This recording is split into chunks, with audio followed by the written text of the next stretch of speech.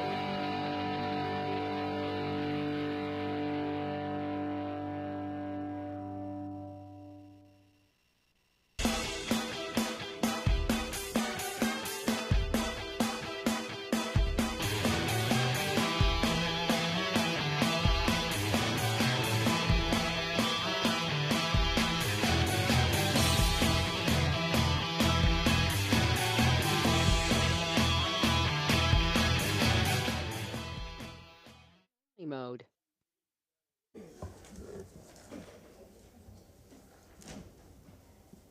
Of May 26, 2020 is now called to order.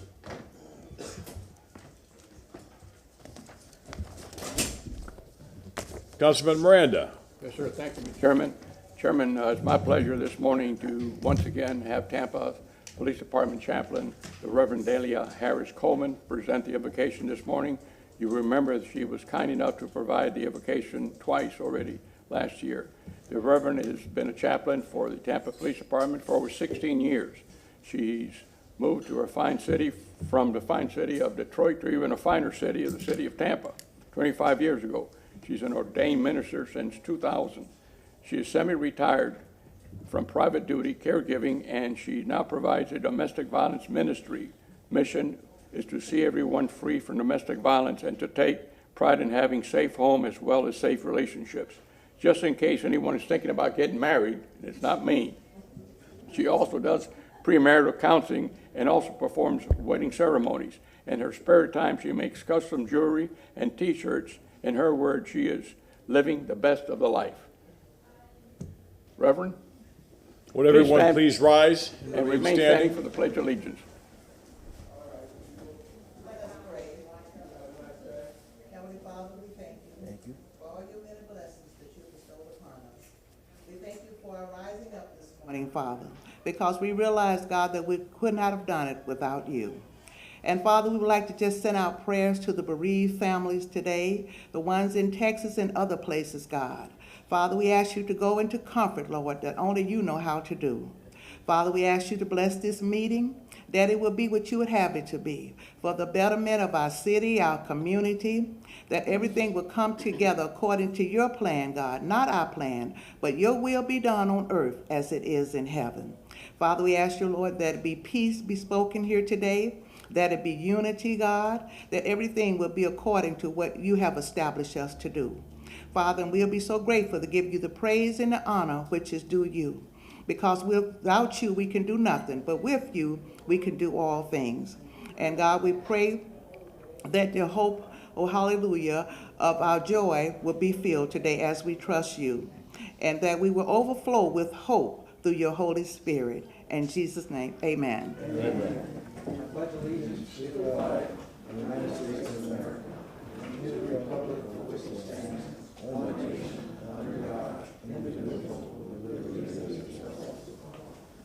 Thank you. Please be seated. Roll call. Carlson. Here. Vieira. Here. Maniscalco. Here. Hurtek. Here. Gould. Here. Miranda. Here. Citro. Here. We have a physical quorum. Thank you very much. Mr. Shelby. Yes, good morning, Mr. Chairman, members of City Council, Martin Shelby, City Council Attorney. Today is Thursday, May 26th, and we're here at Old City Hall. The public and the citizens of the City of Tampa are able to watch, listen, and view this workshop meeting on Spectrum Channel 640, Frontier Channel 15, and on the internet at tampa.gov/live stream. Now, members of the public can attend in person here in City Council's chambers or virtually, and they can participate by using what is referred to by the State of Florida statutes and rules as communications media technology. Now, pre-registration is required to speak virtually during the public comment with the use of CMT, and that information is located on the City Council's website at tampa.gov/City Council. The instructions are also available with the links on today's notice. Now, with regard to the notice, Mr. Chairman, and regard to the public comment, Council did make a motion previously that wasn't reflected on the notice that would allow public comment at the beginning of the workshop sessions and also allow public comment after each item is discussed. However, a speaker cannot speak twice on the same subject. So with regard to that, Council, if that's Council's pleasure, then I would ask that you waive the rules and adopt. So moved. Second. Have a motion made by Councilman Goode, seconded by Councilman Maniscalco. Let's have a roll call vote. Maniscalco. Yes. Miranda. Yes. Hurtek. Yes. Carlson. Yes. Gould. Yes. Vieira. Yes. Citro. Yes. Motion carried unanimously.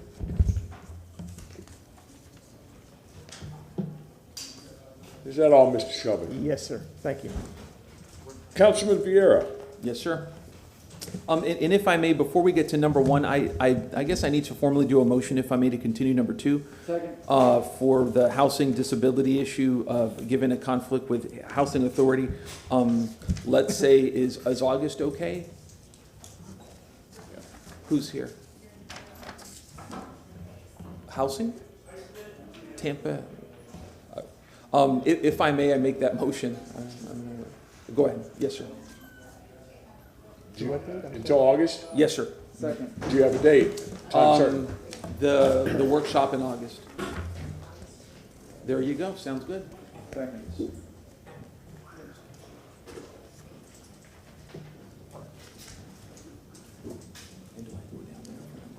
The August workshop? Do we have a Do you have the calendar? Goods and Maniscalco made the motion. You don't have your calendar? do we have a work day, a workshop date in August? No, I don't. No, we don't. That's why I'm asking. Oh, I'm sorry. Councilman Vieira? Yes, sir. We do not have a work date for workshop date, September. I should get you the.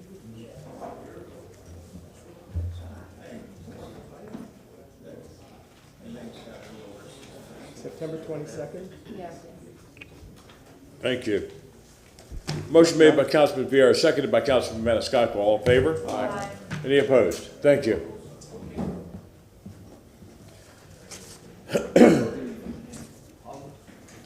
Guy? Where's Joe? Okay. Impromptu, sir, but I'm also good to stop in. Oh, well, of course. I didn't know that you here. How are you, buddy? I didn't know that. Yeah, if you want to come up. Sure, and come on, guys. Okay. Thank you very much. How are you? It's a real pleasure to be here today. We have some very distinguished guests with us here today. We have Mr. Craig Gross, who is the proud father of the late Corporal Frank Gross. Holly Ross, who is the proud mother of the late Lieutenant Rhiannon Ross. Lori Fleming, who is the proud mother of the late Sergeant Terry Lisk.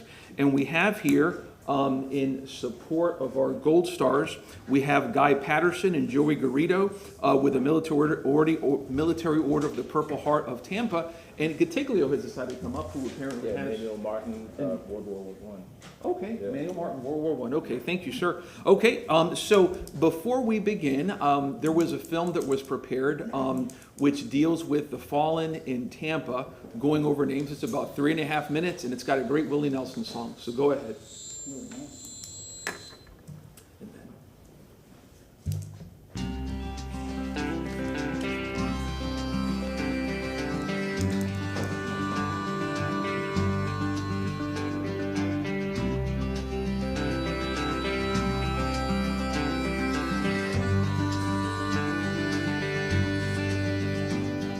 Yes, I understand that every life must end.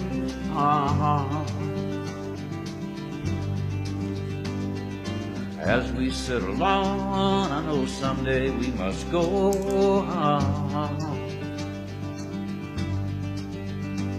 Oh, I'm a lucky man to count on both hands the ones I love. Some folks just have one, you know, others they've got none. Oh. Stay with me, oh, let's just breathe.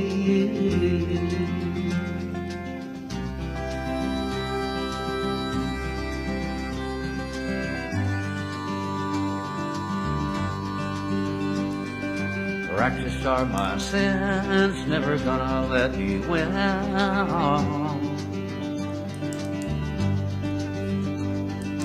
Under everything, just another human being.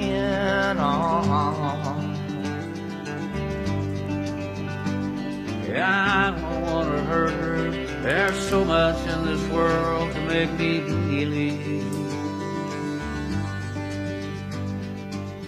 Stay with me, you're all I see. Did I say that I need you? Did I say that I want you? Oh, if I didn't, I'm a fool, you see. No one knows this more than me. I come clean. I wonder every day as I look upon your face.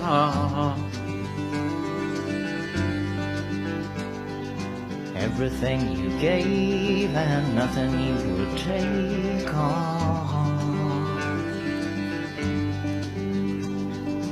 Nothing you would take. Everything you gave. Did I say that I need you? Oh, did I say that I want you? Or if I didn't, I'm a fool. No one knows this more than me as I come clean out.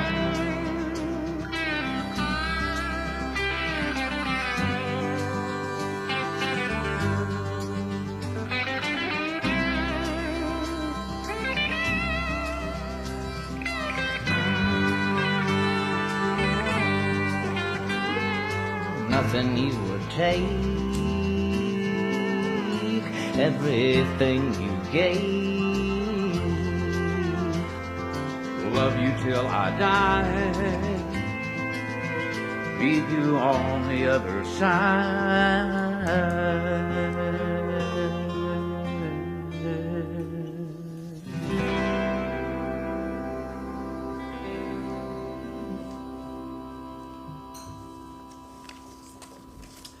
And thank you very much. And so we always at City Council invite Gold Star families for Memorial Day, just to remind everyone in the community that what Memorial Day is all about. And people don't get that from hearing me, they get it from hearing the families of the fallen. So go ahead, Craig, or whoever. Go ahead. Just to get us started here, I wanted to explain basically the difference between a Blue Star family and a Gold Star family. Unfortunately, a lot of people don't know that there is such a thing as a Blue Star family and a Gold Star family. And so, with that, when a family's son or daughter becomes a soldier, that family becomes a Blue Star family, and they are given a flag to put in their front window designating the fact that they have a son or a daughter that's serving in the military. There are some families, you can go by some houses and you'll see windows that have as many as 3 or 4 blue stars. When a soldier is killed in action, that blue star becomes a gold star. And this gold star basically designates the fact that the soldier was killed in action, and then the families become members of an organization called the Gold Star Families. And we often say this, and my Gold Star moms here will concur, it's a club that we're thankful for, but it's a club that nobody wants to join. There's another star. This is the Gold Star that families are awarded if their son or daughter is killed in action. And the back part of it is purple, which is just like the Purple Heart, designates that they were killed while engaged with the enemy. And then there is the next of kin pin, which is equally as important, but it designates the fact that the son or daughter, the soldier, was killed in an accident, either on base or, but still while serving. So that is my job today. I am the Vice President of Gold Star Awareness, and our whole mission is to go out to civic centers, city councils, schools, and educate people on what a Blue Star and Gold Star is. And so now I'm going to turn this over to Holly Ross. Thank you, Craig.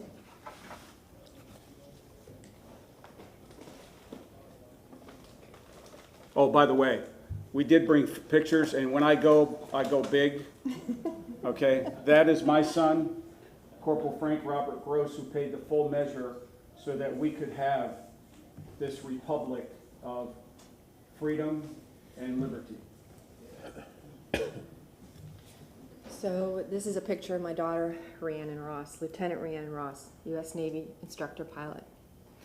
And I was invited here to tell you her story, and I'm going to compress that into 7 minutes and give you a glimpse of who she is.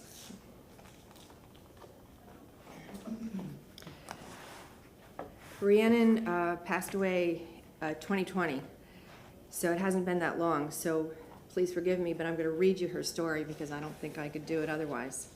So bear with me, please.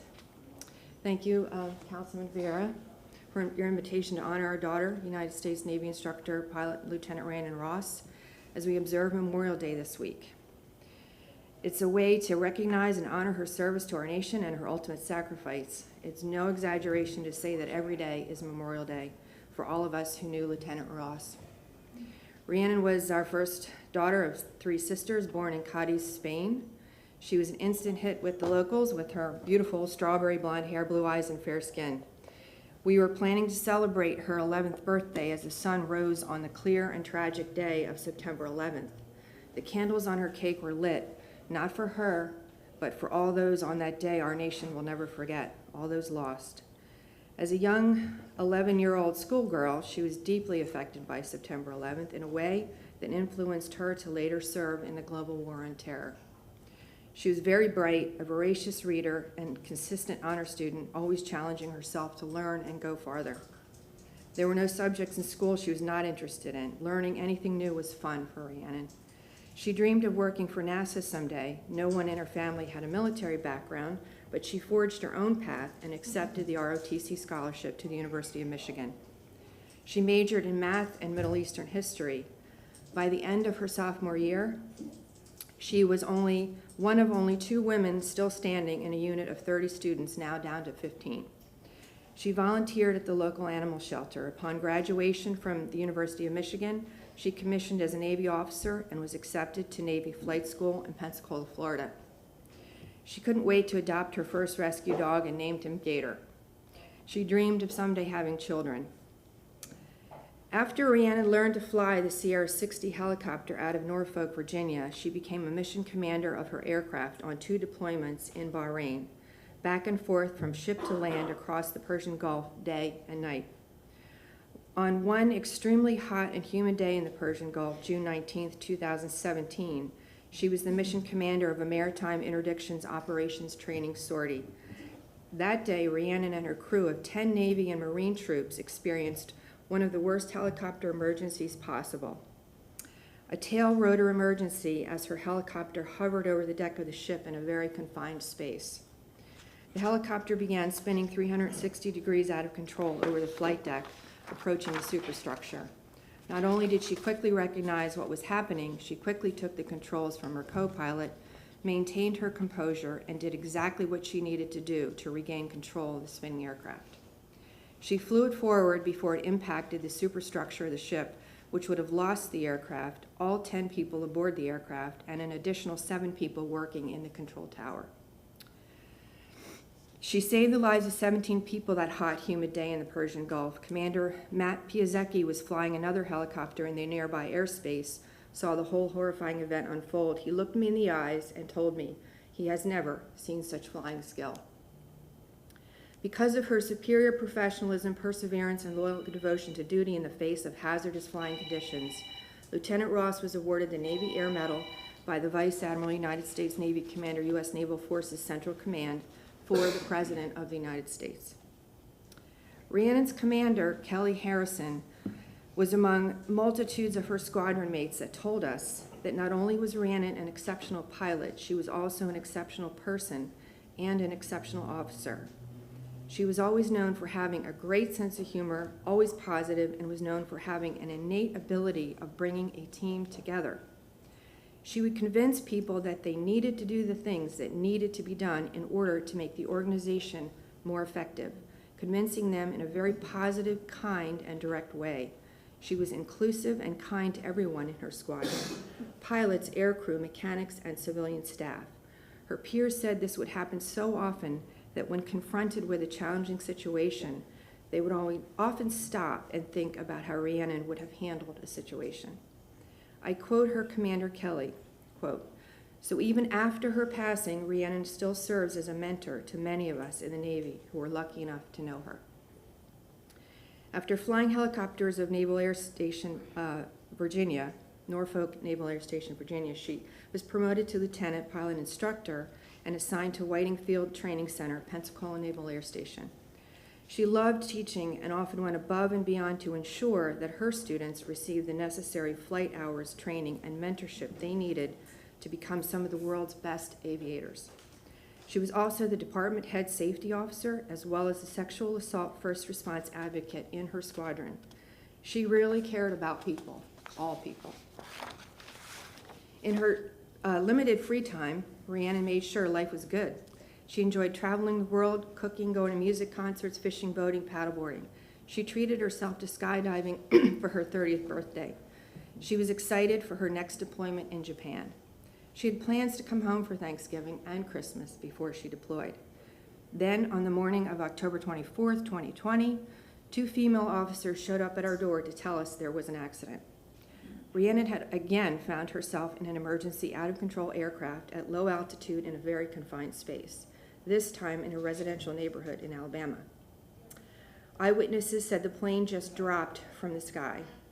Miraculously, she was able to land the plane only a few feet from the garage of a house. No residents were harmed, but Navy Lieutenant Rhiannon Ross and her student, Coast Guard Lieutenant J.G. Morgan Garrett, both instantly lost their young lives in service to our nation. Make no mistake, they died for us so that we can live in freedom and without fear. So when you hear Stevie Nicks of Fleetwood Mac sing the iconic song about a girl named Rhiannon, where the lyrics are, she comes alive like a bird in flight. All your life you've never seen a woman taken by the wind. She rules her life like a fine skylark.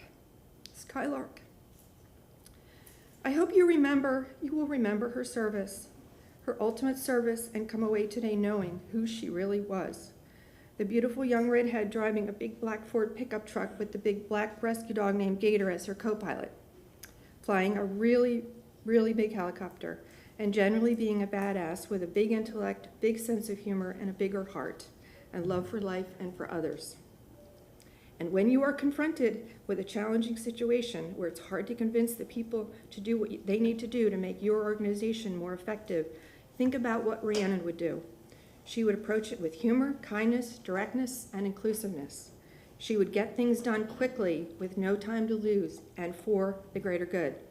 For all of us, her Gold Star family, those who loved and worked with her, were taught by her, lucky enough to know her, Memorial Day is every day, and every day she is still teaching us.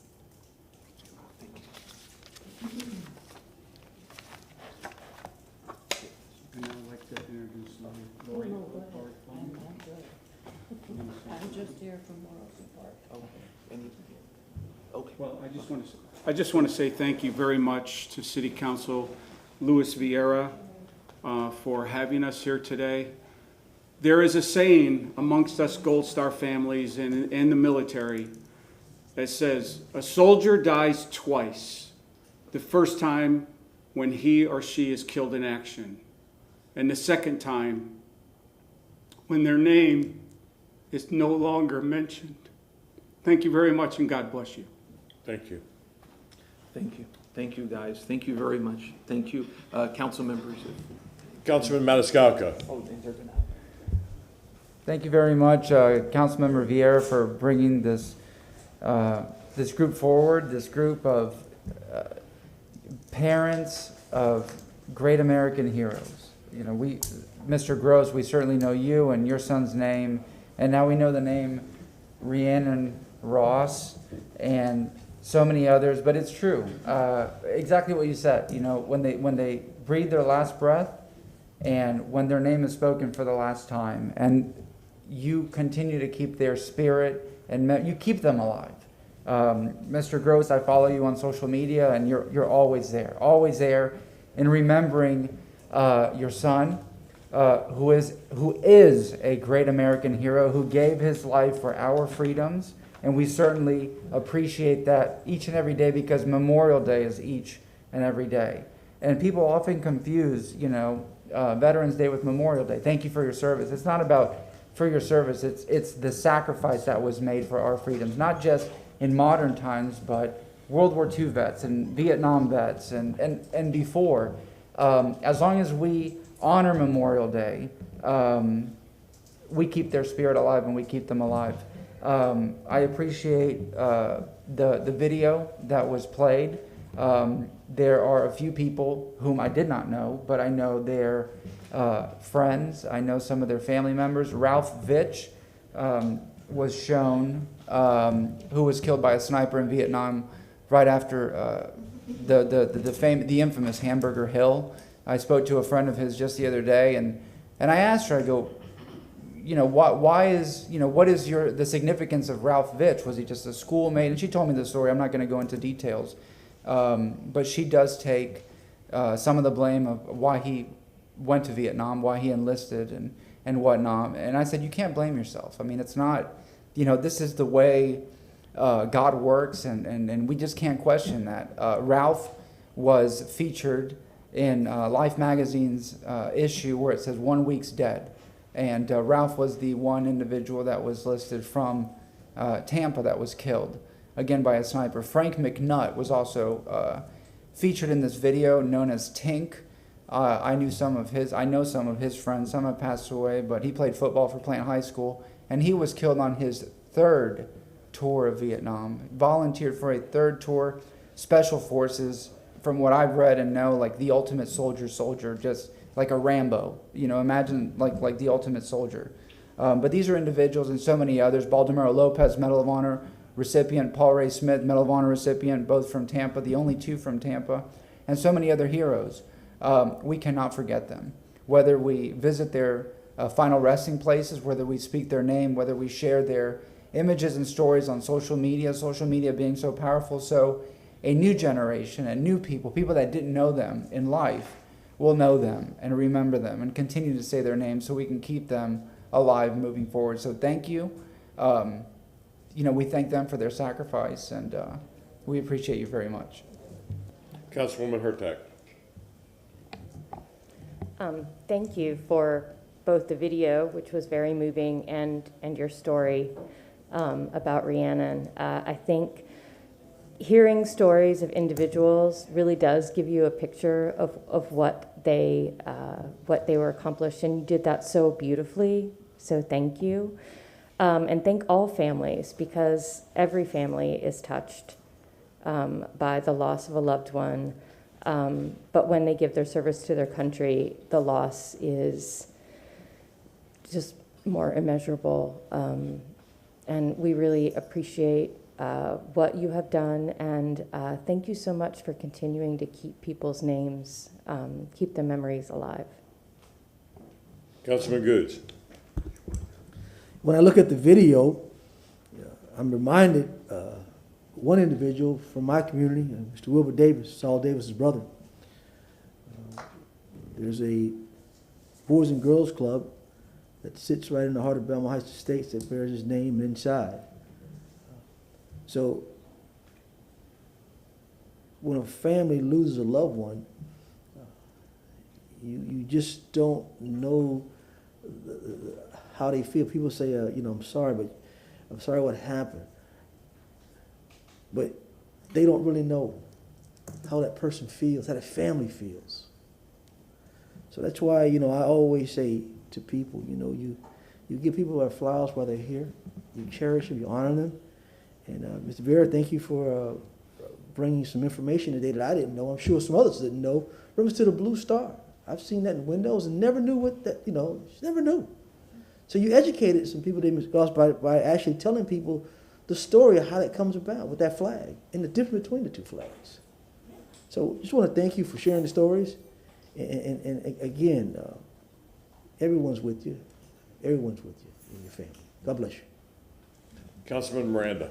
Thank you, Chairman. Mr. Vera, thank you very much. And the presenters, all of you, thank you for what you've done today. You enlighten not only us, but the community, the state, and the country on what the Blue Star is from the Gold Star. And we're very appreciative of that. But we realize what democracy is not free. It takes someone to die for us to have democracy, the freedom that we do have. And when you look around and you see the families here today, not only do you lose a loved one, but the family's never the same. They always feel that hurt, that pain, because that person is not coming back. And sometimes we forget what democracy means or what it stands for. And when you look at not only that, but the wounded warriors that come back. And so what they give for this country, you and I cannot put in words. Those families that suffer will suffer forever, all the way down. And we're very appreciative for the loss of your loved ones that you've lost. And I wish there was no Gold Star standing. That means you'll all come back. And definitely that's impossible. Thank you very much for what you've done and the sacrifices, not only that your daughters and sons gave, but what you've given to this country. Muchísimas gracias. Thank you. Councilman Carlson. Thank you, sir. And I just wanted to thank you all for telling your heartfelt stories. I'm a father of 3, and I can't imagine what it was like for you all to go through that. But thank you so much for honoring their lives with the long stories about who they were and what they did and what they aspired to do. Thank you for supporting them in their dreams, despite the fears that you all must have had, and then the fact that those fears unfortunately came true. But as others said, thanks for reminding us about the importance of Memorial Day and the freedoms that your children helped us protect. Thank you, Councilman Vieira, for doing this. I also asked the Gold Star families and the organization, please, if you have a link to the video, I think the video was sent in a video format, but if you have a link to the video that we can post on our social media, please send it to us. And if you have your contact information where we can, if you're willing to spread the story in neighborhood association and other places, we'd love to support you in telling these stories. Thank you so much.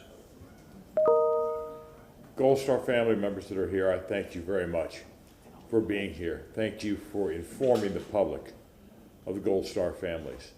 And I say this to you and all the Gold Star families through you, to all the service personnel that are no longer with us. Thank you for my freedoms. Thank you for coming here today. And Mr. Chair, if I may, Mr. Patterson wanted to briefly say something, if that's okay, if he may. Go ahead, sir.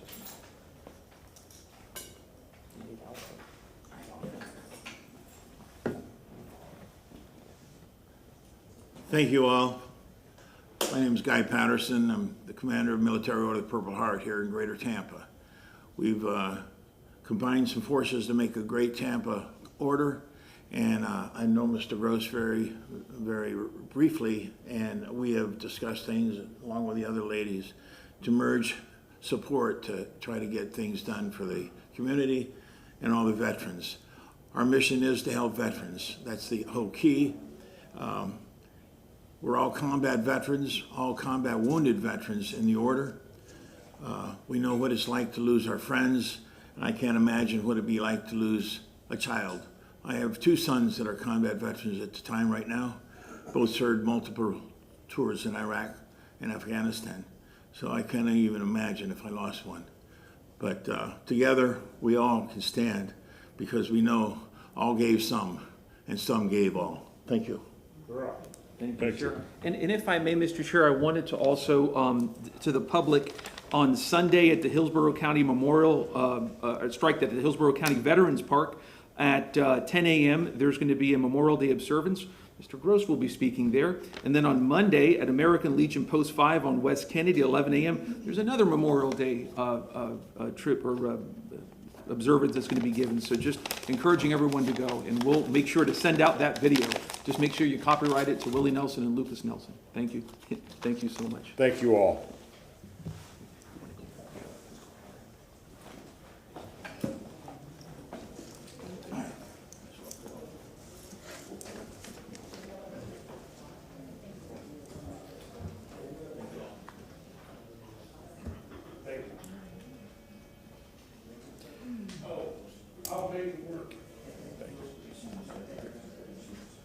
And at this time, we will be having public comment.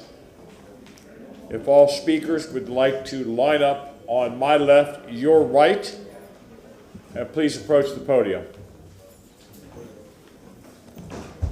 And Mr. Chairman, just a reminder that they also have the option to discuss an item after the subject matter comes up, but they can't talk twice. So please be reminded that if you speak now, after the item comes up, you won't have the opportunity to speak then. Yes, sir.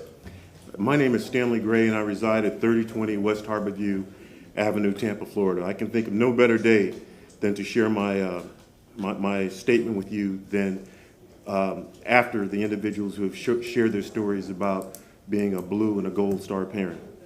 All those families have exemplified the word ethics and sacrifice. A sure way for one to lose their self-respect is to let others disrespect them and not acknowledge the act of verbal degradation. I'm here today to share what I feel is not only unsatisfactory professional conduct, but an ethical violation by a sitting member of the City Council. My understanding of the word ethic is as follows: moral principles that govern a person's behavior or conduction of an activity. Without getting into every detail, I would like to share what I believe are the pertinent facts related to what I believe is an ethical violation by a City Council member. A City Council member called or had someone call on his behalf our organization to ask for a ticket/entry to an event at least 3 times. Each request was replied to with a no. The no was given because the event was sold out almost 2 weeks prior to the call due to the safety and the comfort of those individuals who had taken the time to purchase a ticket. Said City Council member showed up at the event regardless of what he or his representatives was told. He was improperly attired for the formal event.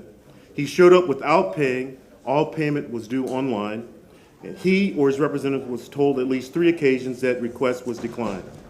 Said City Council member left the event only when he was told that the TPD would be called to assist his departure. The essence of the initiated ethics complaint: 1, attempted entry into a paid-for event without paying for, with any intention, evidence, or indication to pay for entry. 2, when questioned about his departure some days after the event at a restaurant by someone who witnessed or was told of his departure, the subject sitting councilman said in a loud and audible manner, "F. Stanley Gray," and "F. the Urban League." As a part of my ethics complaint related to the city councilman, said councilman gained what he thought was legitimate permission to attend the event by a third party. It appears that said city councilman searched for someone to give him permission to attend the event that he or his representative had been denied entry to at least 3 times. Said asked party did not seek authority to give, said asked party did not have the authority to give such permission. 2, said asked party told city councilman in writing that they were to pay face value for compensated to the Urban League, to compensate Urban League according to the face value of ticket. Said city councilman never or has ever paid for entry to the event. My ethics complaint was dismissed. The complaint is not sufficient and recommends dismissal, is what the commission indicated. Shared rationale for their decision: determination that probable cause exists to believe a violation of criminal law has been committed. The complaint filed does not allege a violation of criminal conduct, nor did I. I allege an ethical violation based upon my understanding of the word. Thank you very much, Mr. Gray. I will send a copy of my complaint as well as accompanying documents to every city council member, and I would expect an answer. Thank you for your time. Thank you, Mr. Gray. Thank you for your time.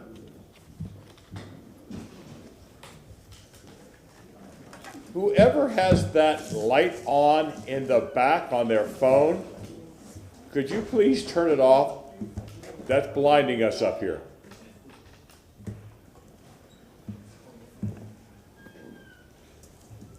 Thank you. Yes, ma'am. Good morning. Good My morning. name is Barbara Van Arsdale. I'm here once again to plead the council to do something about the rents in Tampa. I've been here a year. I don't know where I'm going to be next year. I'm priced out of the market. I'm still living in a very dangerous situation where I am now. Safety is so bad, I can't get inside my apartment because there are steps there and I'm in a wheelchair and I can't walk a step on my own. I was turned down by the manager to put a ramp in the past few weeks after they renewed my lease at a 10% increase without any warning. It's too late to save me with the rent this year. It's over my budget, but it's not too late to stop it next year before I don't know where I'll be living. My Social Security and my rent don't compute to the 3 times that you need to qualify for any place else. I've owned my own homes my whole life. I'm renting again. I'm at the mercy of landlords that don't care. I couldn't even get into my bathtub for 5 months. They didn't put bars up for me. Now this is Tampa's revitalization of downtown Tampa and the Housing Authority project. I'm still overwhelmed. I've spent hours down there in the past few weeks researching it, and all the money that's being put into like the Mary Beth Hume building, There are no services there. There's no bathrooms, they're locked up, the laundry room's locked up, the elevators are broken. People were stranded in them Saturday night. Neighbors that lived there had to help them. There's so much crime and vandalism with the cars down there. And this is supposed to be a revitalization of this whole neighborhood. West River is not even acceptable now, and there's nobody managing it. I have called, and I have the brochures, I have personal knowledge, and I go down there almost daily when I can to see what's happening. There is no place to move to.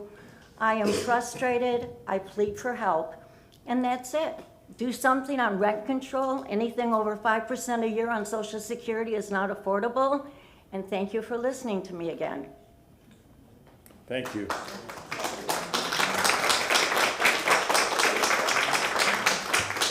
Yes, ma'am.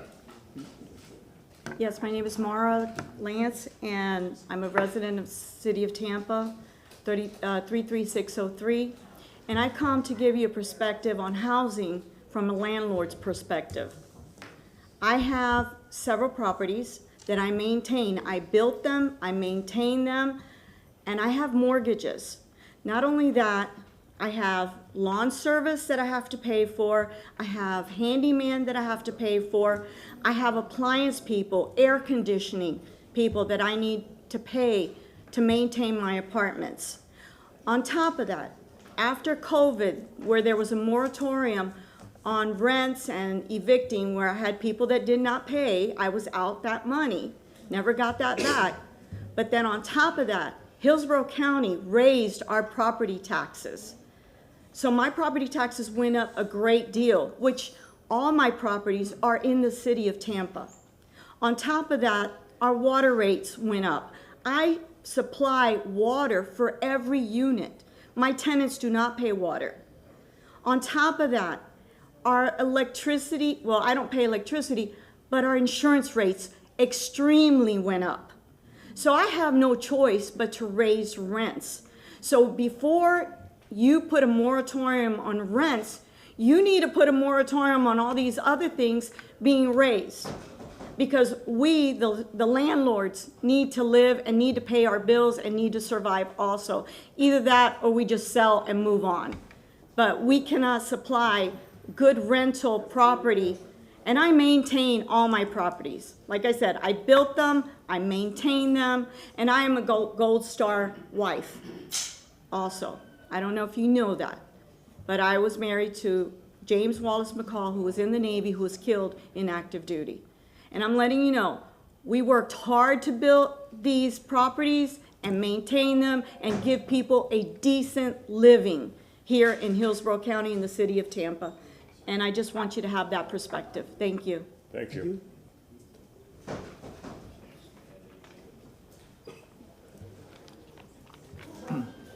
Good morning. Do I go? Okay. So we came out here in February. My name is Angel D'Angelo, born and raised in Tampa, Florida. Great to see you all. We came in here in February and we talked a lot about declaring a housing emergency and rent control. Of course, y'all couldn't do that because legal said you couldn't do that and this and that. So it's been months and nothing has happened except for 60 days notice from your landlord, which is not enough time if you get the increase as substantial as we're getting. If you get a $50 increase, maybe you could budget in 2 months, but a $300 increase, 2 months isn't enough time. So that's literally doing nothing. So from February to now, nothing has happened. So I think it's beyond time to declare a housing emergency and go towards rent control. We can, I do recruiting. I can help her get a resume and get a job, like pick herself up by the bootstraps, whatever, because it's hard to care about that when we have an increasing number of people living on the streets, including, we were all here doing all this Memorial Day stuff, including a large number of veterans served, come back, and now live on the streets, gay, queer, and trans people, people of color, the indigenous community living on the streets, poor working class people, unable to afford rent. That's not acceptable. And for you all to still have done literally the bare minimum, I mean, not even the bare minimum. In Miami, as you know, because I've let you all know personally, phone call, emails, whether you respond or not, you receive them. Miami-Dade passed an ordinance on May 13th that now creates a tenant advocate office, which would be like public defense for tenants. Only landlords who are not complying with local and state law would ever be concerned about a reform like that. So if they can do it in Miami, they can do it here. There's no time for another workshop in August or September. It's time to put in an ordinance today. We need to end discrimination on past evictions because that just perpetuates the cycle of poverty. End the crime-free multi-housing program completely. Don't do this SAFE thing. Get rid of it. It's racist. It's classist. We need to create a landlord registry so that way we can find any complaints, formal complaints to this tenant advocacy office. Guaranteed tenant representation should be a right because landlords, they are able to access attorneys, so why can't their tenants? We also need to put $40 million of ARPA money into a non-faith-based city-ran homeless shelter or housing first program. 40 million of that should go there instead of any public safety. We don't need to give any more drones or night vision goggles or Tweel kits to the Tampa Police Department. They've got enough. And let's put $10 million back into that renter assistance program and actually help people who are in need. Rent control, housing emergency, tenant office, 40 million into a homeless program ran by the city non-faith-based, 10 million into renters, and pass the Miami-Dade ordinance here in Tampa. That's your assignment for today. Can you do it? Thank you.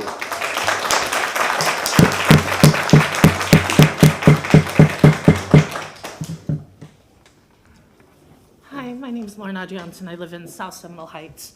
I'm actually a homeowner there, and I spoke to you guys a few months ago. Thank you, D'Angelo, for reminding me it was back in February.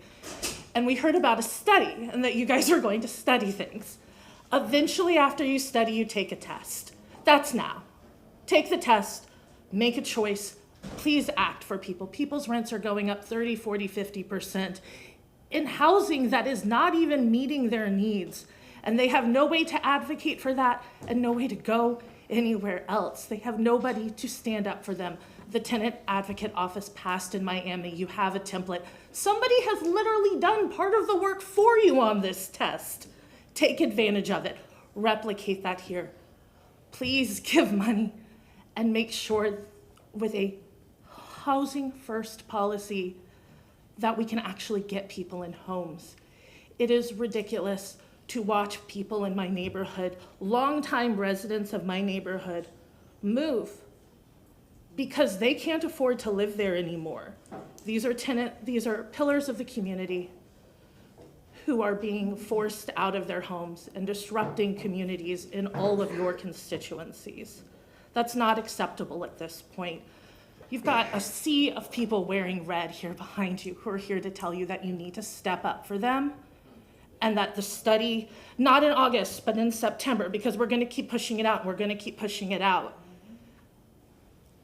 You can't keep pushing it out. Nobody else gets to push out any of their deadlines. Nobody else gets to tell their landlord, no, I'm coming back in a few months and I'm gonna look at it again. That's not exactly how this works. So you need to meet these people on their immediate needs, which is housing, safe housing, affordable housing, housing where you're not choosing between two basic needs as a human. You're not going, well, am I going to get food or am I going to get a shelter? That's not how this works. Thank you all. Act immediately. Ladies and gentlemen, I expect you to pass this test. That's what my mama used to tell me, and she got me out of high school. So I'm going to tell you, I expect you to pass this test. Thank you. Ladies and gentlemen, we all feel your zeal, but if we could stop the clapping and listen to all of the speakers, I would greatly appreciate it. Thank you.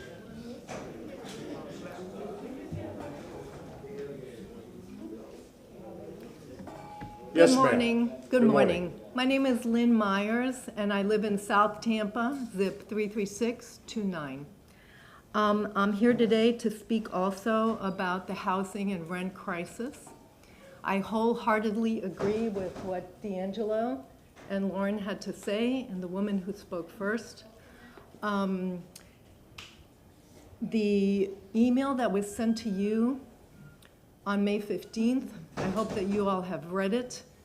It's what D'Angelo talked a lot about, and again, I wholeheartedly agree with it. And I want to discuss just a few other things as well. I want to point out that in 2021, rent increased by 24%.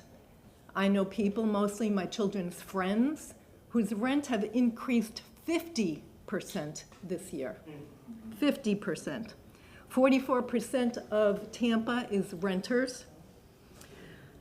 And I think what is often overlooked about housing is that shelter, food, and water are basic human necessities. But people in Tampa cannot afford it. So many people cannot afford the rents and the housing prices in Tampa any longer. We've heard some examples here a few minutes ago. I want to address particularly declaring a housing state of emergency. It seems like some people in legal say it is illegal. I have looked at the Florida statutes. Title 12, Chapter 166, Section 043, 5A, B, and C. Read clearly, it seems pretty obvious to me, I'm not a lawyer, but that it is possible to institute an emergency based on the circumstances in Tampa today. You can also look at Chapter 166, Section 04151, explaining what affordable housing is. Chapter 166, Section 0451, discusses the disposition of municipal property for affordable housing. And then Title, there are others I'm sure, but Title 30, Chapter 420, Section 0004, Subsection 3, discusses what affordable housing is and discusses a 30% in general not to exceed the rents and prices for housing, not to exceed 30% of median adjusted gross annual income. There is no way that a person making minimum wage or close to that who have low income can do that. And I just want to finish by saying that I appeal to your humanity. I beseech you to be bold and become your true noble selves. And I implore you to do the right thing by adopting the precepts set forth in the People's Council letter to you sent on May 15th, and by declaring declaring a housing state of emergency that begins the process of implementing rent control, which is legal, and bypass the political machinations all have 3 minutes to speak. of the city attorneys. Thank you, ma'am. Political machinations. Thank you, ma'am. Mr. Chairman. Councilman Goose. Ma'am, if you go into that office right here next door and my assistant would make a copy of those statutes, I want to look at those statutes. So if you go right in there, she'll make a copy so I can get those statutes, okay? Okay. Thank you. Good morning. Good morning. My name is Pastor Frank Williams, located 1112 East Scott Street. I come here week after week and don't get no kind of result. Seems like we don't have nowhere we can go. And that the young lady was just talking about, how do y'all allow people to go up on these rents? So ridiculous. It's ridiculous. One of my friends was staying in an apartment, and he said he had to move because they doubled his rent. Can y'all do anything? Do y'all have any power to do anything besides sit down? Jesus Christ. Y'all need to get out of here and try to help people that need help.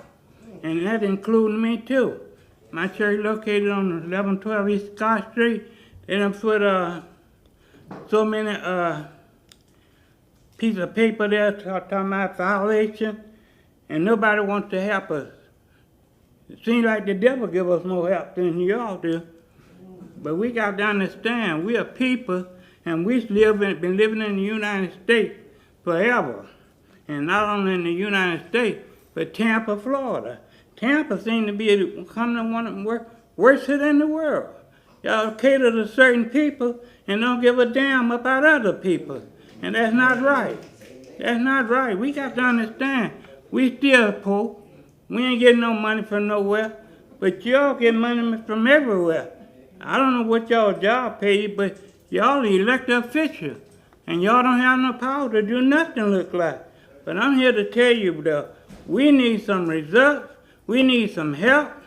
And I don't know what y'all telling your mayor. The mayor don't help no people in the East Tampa. She give less than a damn. But the thing about it, we got to let them know that we care about ourselves and about everybody else. Y'all know I'm a preacher. And when I come up here, I be wanting to preach, but y'all only give me 3 seconds. And so I can't preach in that amount of time. Give me hours and I can show y'all the words of God, preach the word of God. And I want to tell y'all something. In Jesus' name, try to do the right thing for everybody, not certain people. Have mercy. Thank you very much.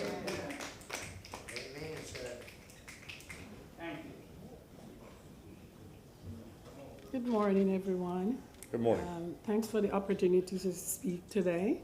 My name is Elaine Thomas, and I am the program manager for a small social service agency here in Tampa called Positive Spin, and we are funded by the Children's Board. Our agency works with families who are on the verge of becoming homeless, or just struggling with life to get on their feet. So our goal is to try to bring them to self-sufficiency. I've been working in this community since 1992 in various positions within the county and the state. And I've seen the rental market goes from low to medium to high to through the ceiling. We have families that we work with every single day. We have families in a hotel. We cannot take them out because we have nowhere to put them. And my question is, can anything be done to ask these landlords to not ask families to pay 3 times the rent to move into an apartment? 3 times the rent. Most of the families we serve, they work in retail stores, Walmart, Kmart. There's all the sayings out there that they're raising the minimum wage to $15 and $20 an hour, and that will assist. That's not helping because they raise the salary, but they decrease the hours that they give to the family. So you pay them $20, but you give them 20 hours per week. That does not help them. So I'm asking if there's any way that you guys can find some type of regulation for these landlords to not continue to ask families to pay 3 times the rent to move into an apartment. Some of these families, they have money and they can pay their rent. They just don't have the ability to come up with $3,000. You're asking for $1,200, $1,500 for a 1 bedroom, a 1 bedroom. They have to come up with 3 times that amount. If it's a 2 bedroom, it's $2,000, it's $2,300. They have to come up with 3 times that amount. That doesn't include the light, that doesn't include the water, that doesn't include anything else. And so all these families are here today, and I'm speaking on behalf of my agency and all the families in social services that so many of us serve every day. So thank you for your time, and I hope you'll be able to find some way to make some adjustments to what the landlords are doing to these families, because they're getting homeless more and more every single day. Thank you very much. Thank you.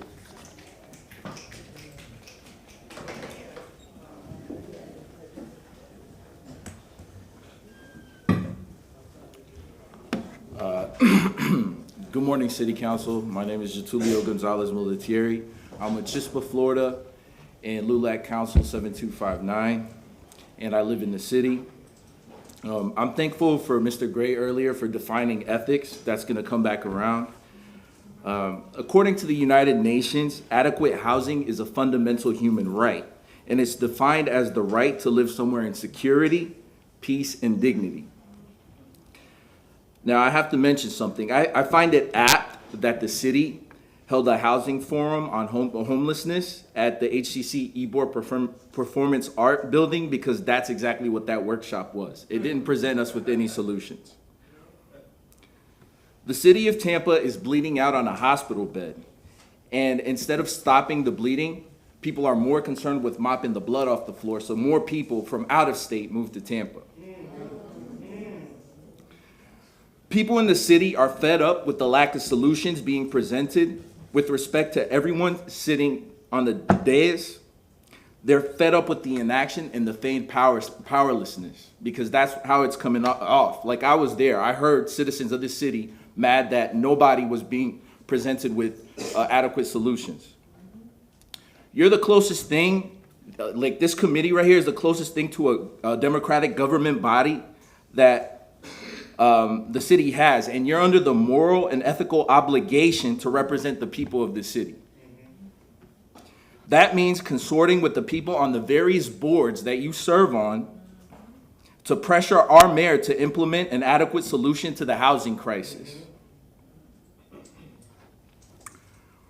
A failure to do so is a failure to do your jobs as you are elected to do. The eviction moratorium from 2020 does not justify the rampant price gouging going on within the city. We need annualized rental caps or other stabilization efforts to stop the price gouging and the mass evictions going on within the city. Short of that, indigent tenants must have the right to legal counsel and civil litigation. This would balance the disparity in power between tenants and landlords. Likewise, the city must implement a landlord registry to keep track of landlords that have breached the tenant's Bill of Rights. The notice on rent rate increases should be extended to a 120-day period. 60 days is wholly inadequate. And finally, the city council must implement an office of tenant advocacy to ensure that all the aforementioned solutions are consolidated under one agency or department. Thank you.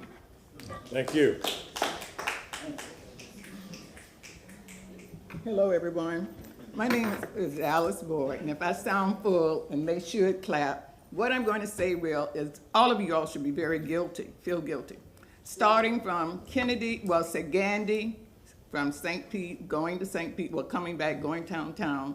Kennedy, getting ready to go to St. Pete, and Columbus Drive that was now called Boy Scout. You should be embarrassed because you're moving these people out. Starting from Gandy, no houses have changed. Things have been built in. The houses still remain the same design when you're building. Kennedy, going down the same way. I'm moving toward downtown. Columbus Drive, of course, the airport took over, but going down Columbus Drive heading east, there is that's basically was a Hispanic area. Spruce, you're trying to take Culver City, predominantly black, and you're dying to take, and you've already got the townhomes, you got everything there. You're dying to take Lincoln Garden, and possibly Lincoln Garden might be reserved because it was for the veterans. That's why that section, but you're trying to buy from them. Coming on to West Tampa, McFarland, Gandy, you're talking about all of the houses, Palmerston, West Shore, all in that area, the houses have remained the same. Anything that's been built is built in the same decor to match with the rest. Coming farther down, Himes, you're talking about the other part of Columbus Drive. At Armenia, that basically, the other side of that was basically Hispanic whites. The housing still has not changed. There's new housing been in, but it's still been on the same design. Kennedy, that used to be part of Hyde Park, still is. Very few blacks live there. They are no longer there. The buildings now, you have that's being condos, everything being taken up. West Tampa, slowly abolished. And you know Main Street, all to Columbus Drive, almost. You're changing the housing standards, not to standards, design. You're making it that the people live there, the houses don't even match. In the other areas, you're doing that. And I said, I'm using Columbus Drive, could go over further. Gandy, Britton Plaza, all of the houses are the same, very few blacks, if any. You're building in there, but they are basically following the same decor. But Bay Shore, coming down to Bay Shore, everything has changed. Nothing has changed there. The housing, the only thing from my lifetime, Colonnade, all of you remember that. There are two huge apartment buildings, and I say condos. Most of us, none of us could hardly afford to live there, but at all. You know, I thought about it, but when I found out you have to have I don't know how many slaves and how many acres of land to be able to move there. Then, coming on. Thank you, ma'am. No, wait, let me say this part. 3 minutes. You have abolished 3 minutes. all of our history downtown. Nothing is left, and all of you have your history. It's very unfair, and you're moving these people out. There's no place to go. They're not going to be in Evo City. They're moving that, and everything from West Tampa to downtown Thank you, is ma'am. out. Thank you, ma'am. Thank you. But Thank they you, ma'am. need to know that because they don't know the history. Thank you, ma'am. Good morning. My name is Good Minister morning. Chris White, and I'm representing 33603. The lady just left said she was the landlord.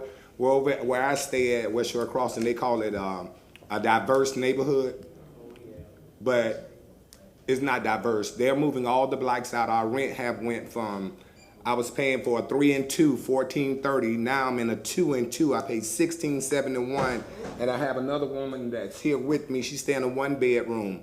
They don't have a car, but we paying for a gate. That we're paying for a gate. We pay for garbage, a valet garbage that don't get picked up. We pay for a tennis court that we don't use. We pay for a spa that we can't go in. We have a key, but it's not finished. They charge us for all this stuff, and she said that she take care of her tenants. No, they don't. The walls have rats in it. They said these apartments are higher standard apartments. They are being remodeled, whatever. They ain't doing nothing but painting over it. They're repainting the bathtub. They putting laminate on there, and the water's not even much going out of your toilets. If it go out of your toilets, it's coming out in your bathtubs. So the rent went from, they jumped up $300, and they gave us a 30-day notice that our rent would be $300 so extra. So how can we afford to pay that? Can anyone answer that question? No. What anybody gonna do about that?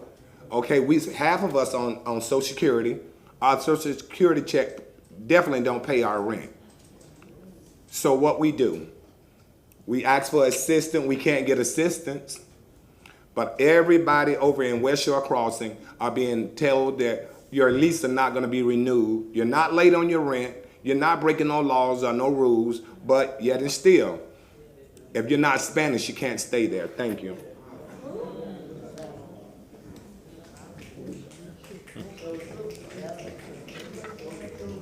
Good morning. Good morning. My name is Keela McCaskill, the president of the Center for Economic Development. And, you know, we've been overwhelmed with requests from individuals for some kind of resource, some kind of financial assistance, and overwhelmed. But most of the organizations in this area is overwhelmed. Recently, Metropolitan Ministries reported that they used to support 150 people, and now they're up to 900. I'm saying that because the last time we were here in February, they said we almost had to prove that there was a crisis that would raise to the level that we will call it an emergency. Everybody in this room, I don't have to tell anybody that we're in the middle of a crisis. We live, we see it. Some of us are experiencing it, and if we didn't, we're hearing it in this room today.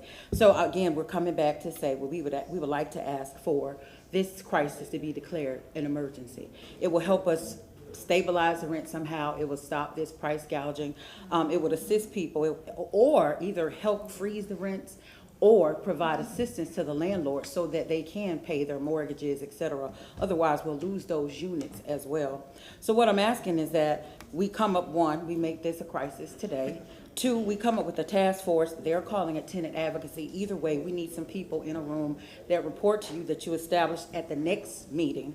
You have that together, and that's a group that will come. That's landlords, they're tenants, they're professionals in this industry, they're nonprofits, whoever. We need people making some decisions because apparently maybe you all are overwhelmed. There's a lot going on in the city, but some people that can help you make some decisions in the event that you can't. We know that we also, number three, we need to host potentially a landlord workshop whereby you share some of the resources that you're giving them so they're not, they're not willing to accept it because they don't understand it. A lot of them are not in this room, but we know that you have some resources and maybe you can assist them if you don't want to totally cap them at what their rents will be, then give them the assistance to cover the gap. I do believe that there was a program that came out for that. But we also need some unrestricted dollars to help people that's living in hotels. That's been extended. They don't have those resources. We need more of it.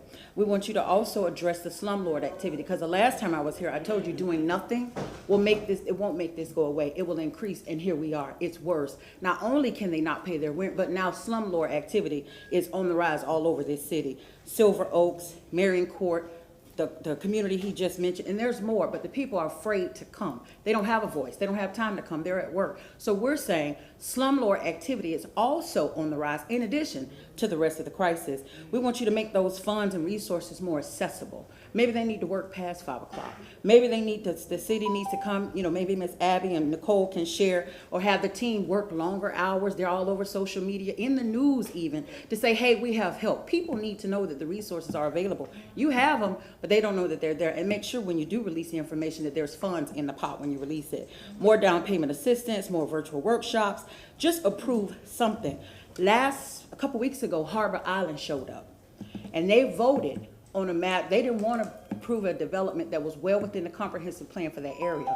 You were notified it's potential. Excuse me, litigation. ma'am, I'm going to ask you not to talk about a hearing that's presently, it's presently in the appeal period, ma'am. My point is, you don't want to send a message that Harbor Island is more important than the multiple thousands of people that's represented in this room today. Vote democracy. Let the people decide. They're willing to spend their tax dollars on litigation. You don't even know if you'll be sued if you make this a housing emergency, but you knew about that matter because it's still hot today. My point is, do something. Thank you, Ms. Vote McCaskill. democracy. We all today. have 3 minutes. Thank you, Today. Ms. McCaskill.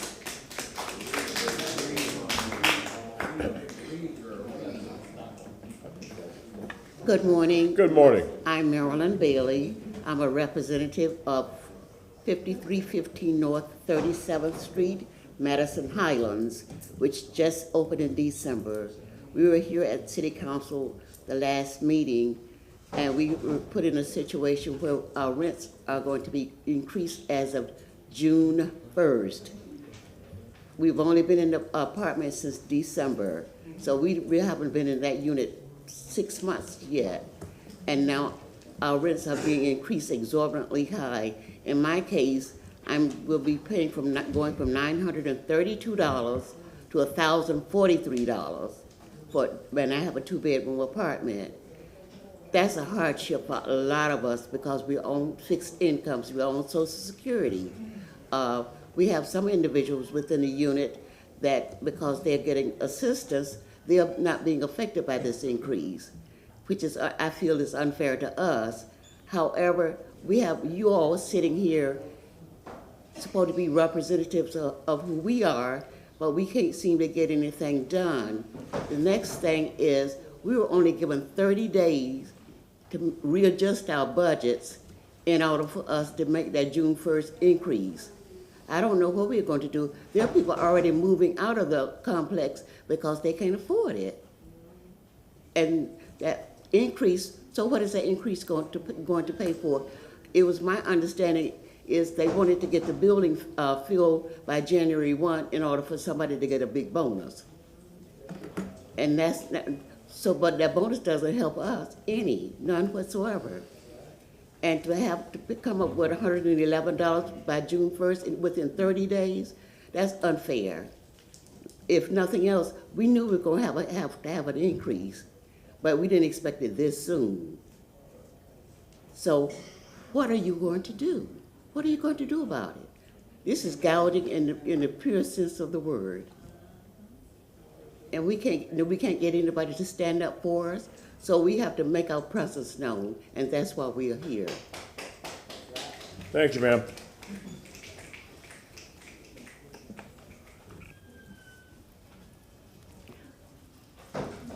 Hi, my name is Margaret Patty.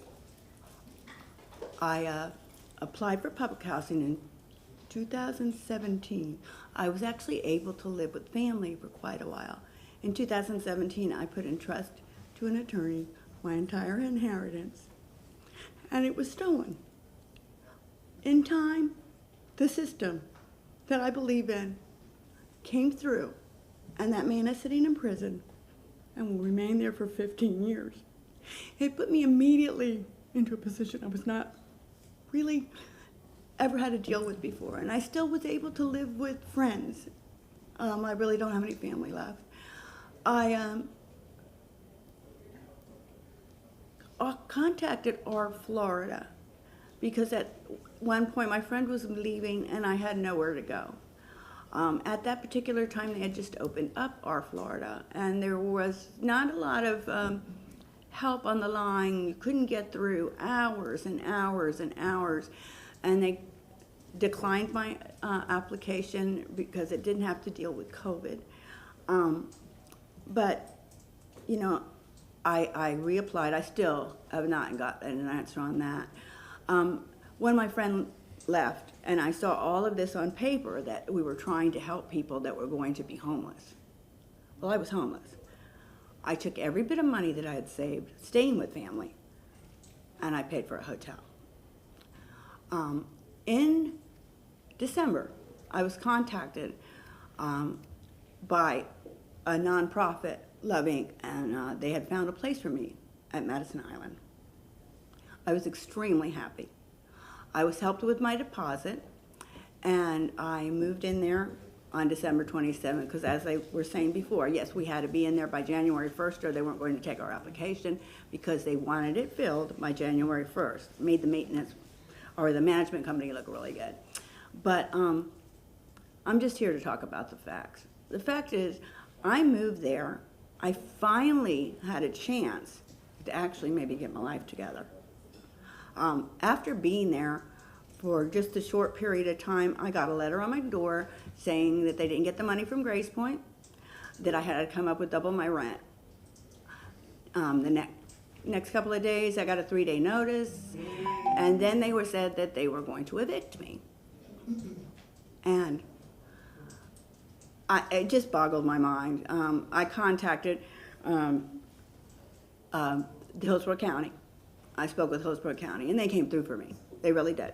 So I applaud what you're trying to do.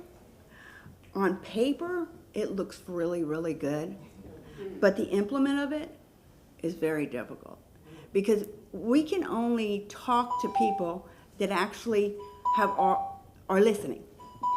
And I know it's easy to shut down when people get angry and they start saying it, and they just want justice right away. Believe me, I felt like that when I first found out about my attorney stealing my money. Thank you, ma'am. Thank you so much.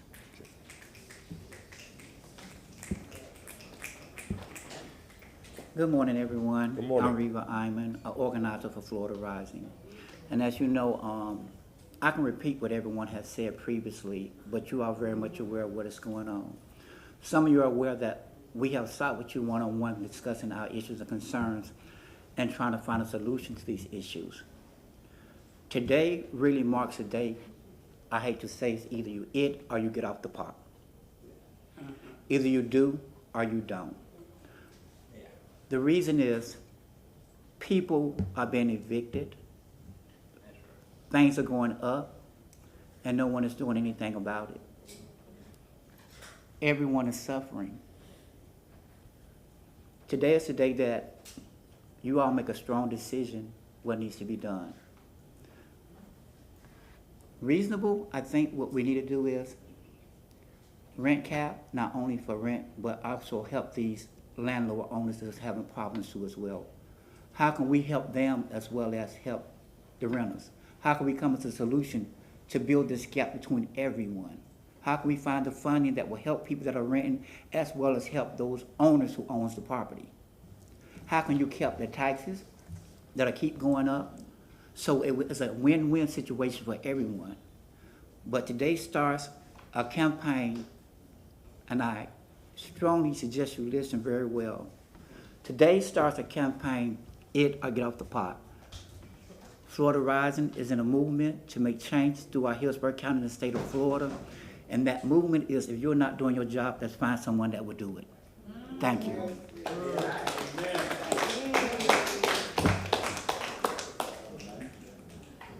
Hi, my name is Angelo Bellamy, and this is my first time ever coming to City Council.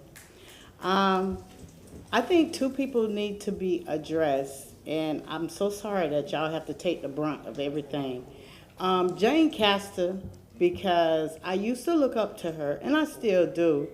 But the fact that when she made the statement that she don't want to run the contractors away, I'm a true Tampanian, and I've lived here all my life.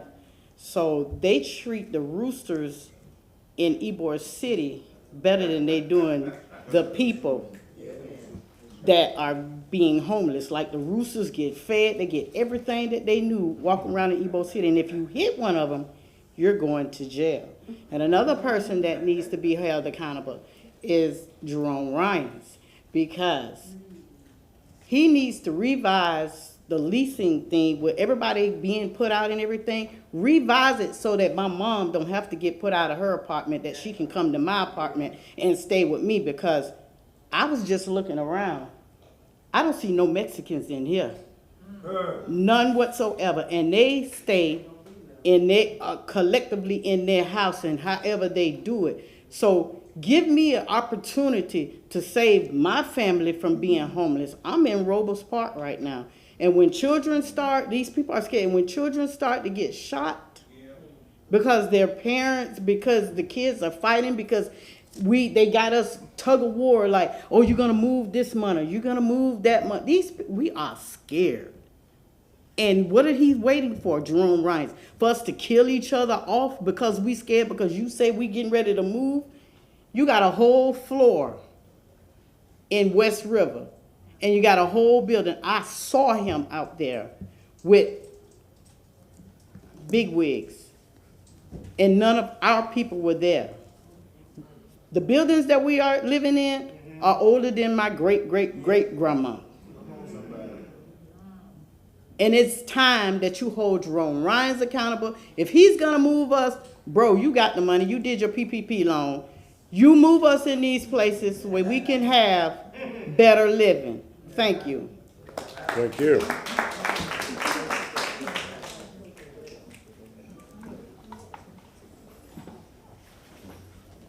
Good morning, Council. My name is Nathan Hagan.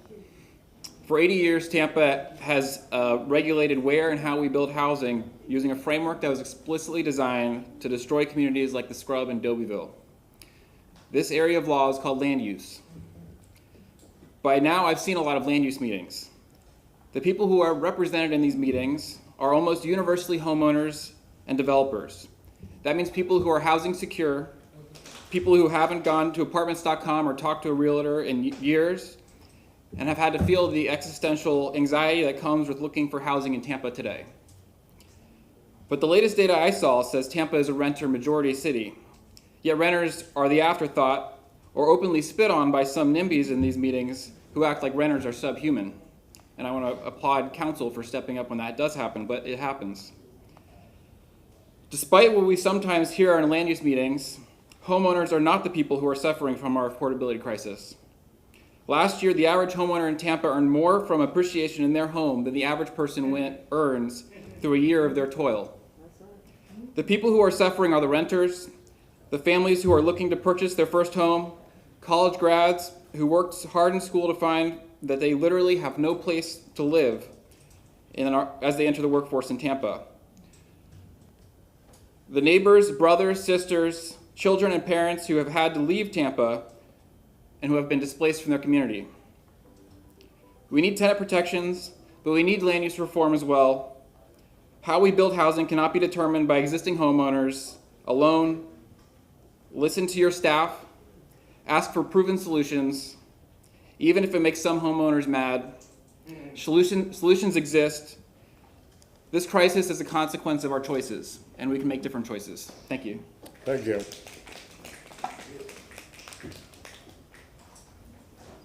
Good morning. Good morning. My name is Timothy Green, and I'm a long-time resident. I was the only one in my family born in Tampa General Hospital. So I watched Tampa grow from the 60s to now. It's a lot of things that's not fair, but I'm just here to let you know that we're looking at you and we count on you to do your jobs, whatever your jobs are. Just like we would say, either shit or get off the pot. And I'm finished. I'm not here to insult no one, and I yield my time to Robin, the rest of my time to Robin. Sir, everybody gets, When she have her chance, 2 minutes. sir, this on, during public comment, you don't get to yield time. Oh, you Everybody don't? gets. Everyone gets 3 minutes. Okay. Well, I was hoping that strategy, because we have a lot to say to you. And 3 minutes is sometimes not enough. During public comment, everyone gets 3 minutes. Okay, now I don't. Thank you.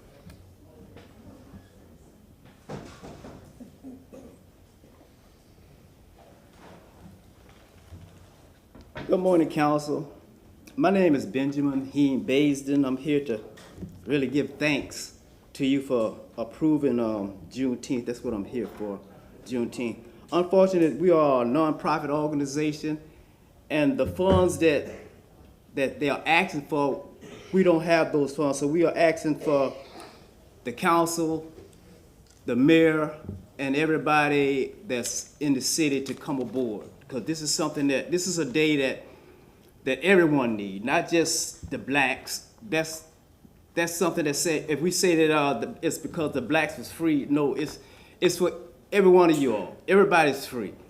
You're free to say things for the community, to help the community. That's the freedom that we're looking at. It's not a white or black thing. It's a thing for everyone. Mainly, we looking to put this together for our babies and their babies, because what's in Juneteenth is a lot of wealth. It's a lot of prosperity. The young people can start being entrepreneurs in this. They can build their own farmers market. It's a lot of things into this Juneteenth thing that could benefit the community, not just West Tampa Alliance or myself. It's for everyone, each and every one. I sent out some letters to some council. Mr. Gould, he did get back with us, and he's doing his best to try to help us. Even our project manager, Mr. Jesus, he's doing all he can to help us, but he can't do too much for us because this is not a city map. This is not a city project. This is a project for the community. It's mainly for the babies, for they can come up. If we would have held on to this thing when we first started it, we started doing this about 15 years ago, and all we've been trying to do since that time is trying to get the community to come together. We've been trying to get organizations to come together to uplift the community. This is what this is all about. But it seems like every time we try to get somebody to come and to work with us, their minds are not set on the community and helping the babies or helping the people to come up. They are looking at themselves coming up. And this is the problem that we are having today around the table that I'm sitting at around the CRA, because we have our leaders thinking that they can start something different from the things that's already here. Juneteenth been here for some time, been a long time. We've been doing it for 15 years. But now they want to try to start something different, starting another Unity Festival. That's all well and good. But why not uplift what's here that started first? Bring it up. And then seems like if we come together as a whole, the unity, that the whole city come together, everybody be happy. This is something that's going to make everybody in this city happy, because it's positive energy into this Juneteenth thing. I don't know if I'm doing that or whatever it is. I guess my time's up. But Yes, sir. What we're asking for is the council to probably get to the mayor and bring us all together to make this here a special day for Thank everybody. you, sir. Councilman Goode. Mr. Chairman. Councilman All right. Goode. I see Miss Travis in the back right there. I did make a call when I received that. I was disturbed about it, but I did receive a call and called Mr. Nino in reference to seeing how we can help with that event. It's something dear to my heart, and that event has been around a long time. I know we have others that are trying to do some other things, but I'm hoping, pray for, and I will send a email to Janelle McGregor. I think we must be one. We can't be divided. And we can't have different Juneteenth programs. We need to have a collective effort as one big Juneteenth festival program together collectively. And I'm going to send Ms. McGregor an email as a reference to trying to make that happen as a whole. I'm still waiting. I know the mayor and Mr. Bennett are in negotiations with the different unions. I'm trying to get Juneteenth as a holiday in the city of Tampa. But there's some negotiation because we have unions. So hopefully that will happen. I know that there are a couple dollars missing from the event. I have not heard back from Mr. Nino in reference to those dollars, but that's why I called Ms. Travis, and maybe she can tell us about that. Sure. Good morning, Council. Nicole Travis, Administrative Development and Economic Opportunity, and Interim CRA Director.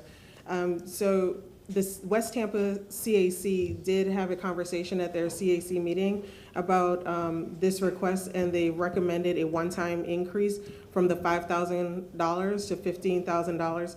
The one thing that staff is challenged with in our attorney's office is that we have to ensure that when we spend CRA dollars, that it is that we're using it in accordance with Chapter 163. And so there's a fine line with that, but there's a recommendation, the CAC is recommending a one-time increase from $5,000 to $15,000, and that will be at your next CRA board meeting on June 9th to be able to do that. I do know that our special events team has been working really closely and to try to get them the approvals that they need and their permits that needs to be paid. So we're going to take a look in to see how we can work some of this out. But there is a request for that increase at your CRA board meeting coming up. Now, I know Mr. Bennett revamped the programs for grants and things like that within the city, and maybe with Janelle and getting together, maybe the organization as a whole can be able to apply or be a part of that grant process in the near future so we won't run into these difficulties. But again, I'm hoping that you can get Ms. McGregor as well, and all those different Juneteenth maybe come together and have one big festival in the city, because we're all one big family. We shouldn't be divided. We'll do that. Thank you. Thank you, Ms. Travis. Sorry.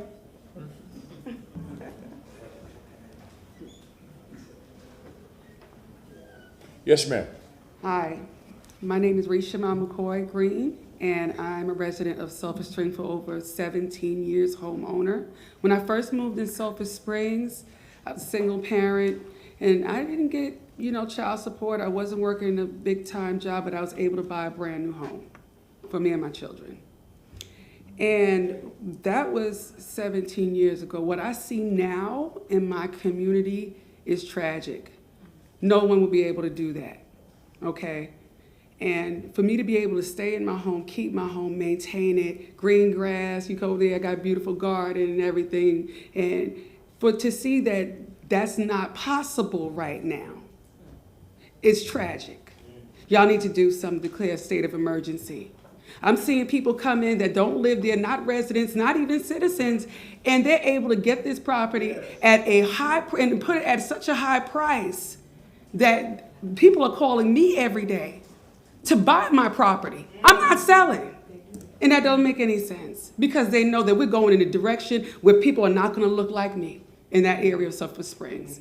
We don't want horse rides in there. I'm hearing people put horse trails in there and things that's not going to benefit us. We have black art in Sulphur Springs. We have things that we've worked hard for. I've sat on every board in Sulphur Springs to make sure it's going in the right direction where my children can benefit.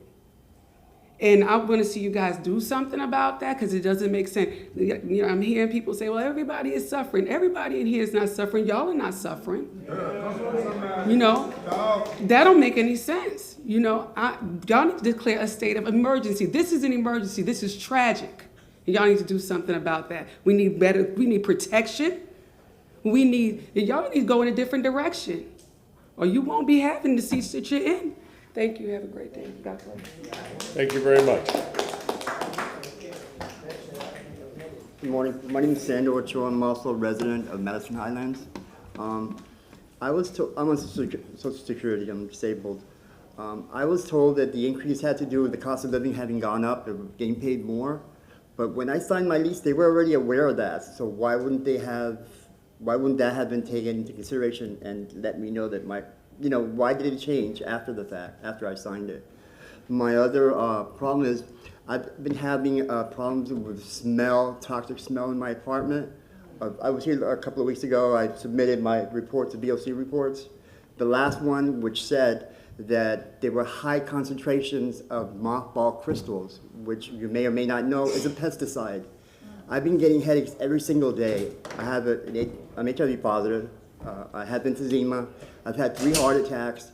I'm having a headache every single day. My dog's vomiting all the time, you know, so we're both sick. And the complex hasn't been able to tell me why I'm getting these things, because apparently we all have our own AC units. But I know that I'm not the only one that's getting weird smells in their apartment.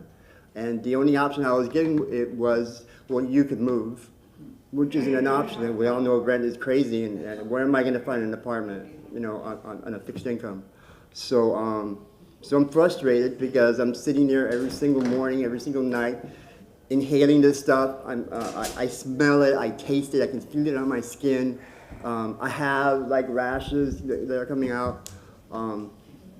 And so that's my two things, and I just wanted to once again let people know what's going on, because I don't know where to turn to. I mean, I thought by going out and having tests done so that I don't, because I don't know, I always get the feeling that I'm going to get the stigma because I'm disabled, that I'm crazy, but I'm not. That's why I had a private company come and do tests, so I had proof.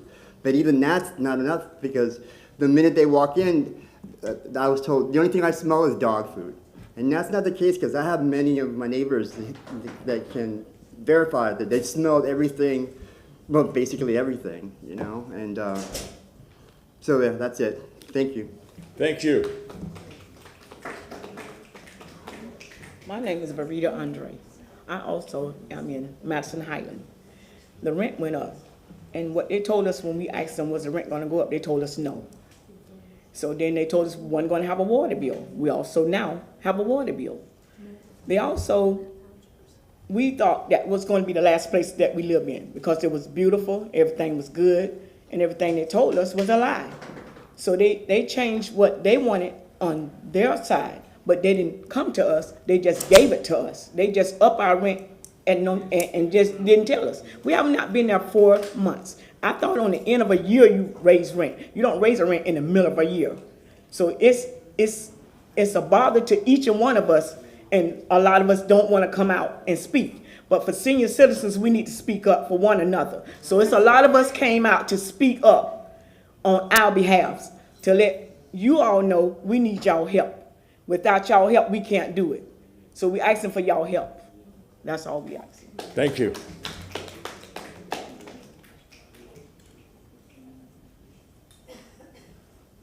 I'm here again from the first meeting. My mom lives there. My name is Letitia, last name, I'll just categorize it with a P. Basically, I look out for my mom, caregiver, just her different needs, and they're giving her problems and notices to evict. I'm just saying, as far as fair treatment across the board, we see discrepancies in what they're doing. One rule for one, and it differs for another. Security aspects, different things that just need to be looked over at Madison Highland. So it's just investigation, equality and justice for all. Look at everything that needs to be looked at, from the rights for seniors and so on. They're being taken advantage of, and I'm just simplifying it. Thank you. Ladies and gentlemen, is anyone parked across the street at the hotel? Okay, thank you.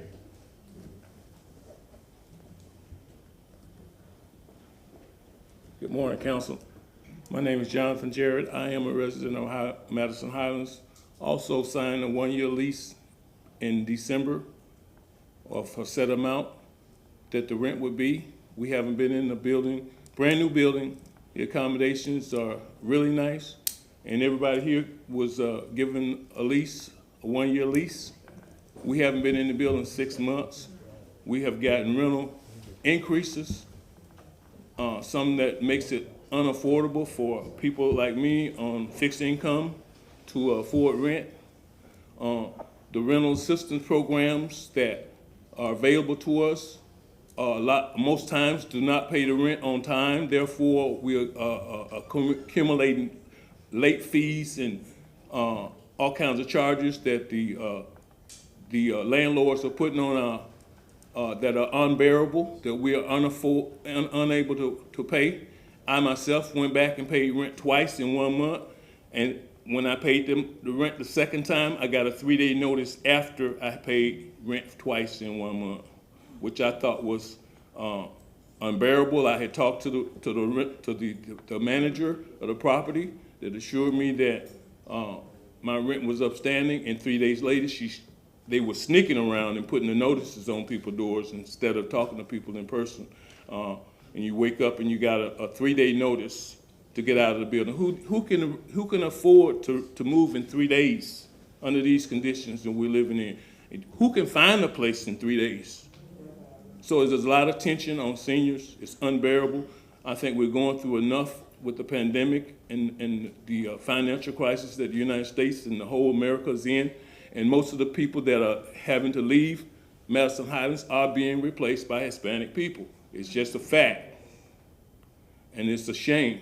And we need someone to speak up for us as African Americans that have these places. And we have no counsel, no one to represent us. And I'm here today on behalf of the other residents at Madison Highlands, and hope that you will take a look at what's going on at Madison Highlands, and not only Madison Highlands, but any other public housing or assisted housing in the state of Florida, and especially here in Tampa, that makes it very stressful to being in these facilities. Thank you for your time. Thank you, sir. Mr. Chairman. Councilman Goose. I see Ms. Travis. Ms. Travis, you come to the mic again, please.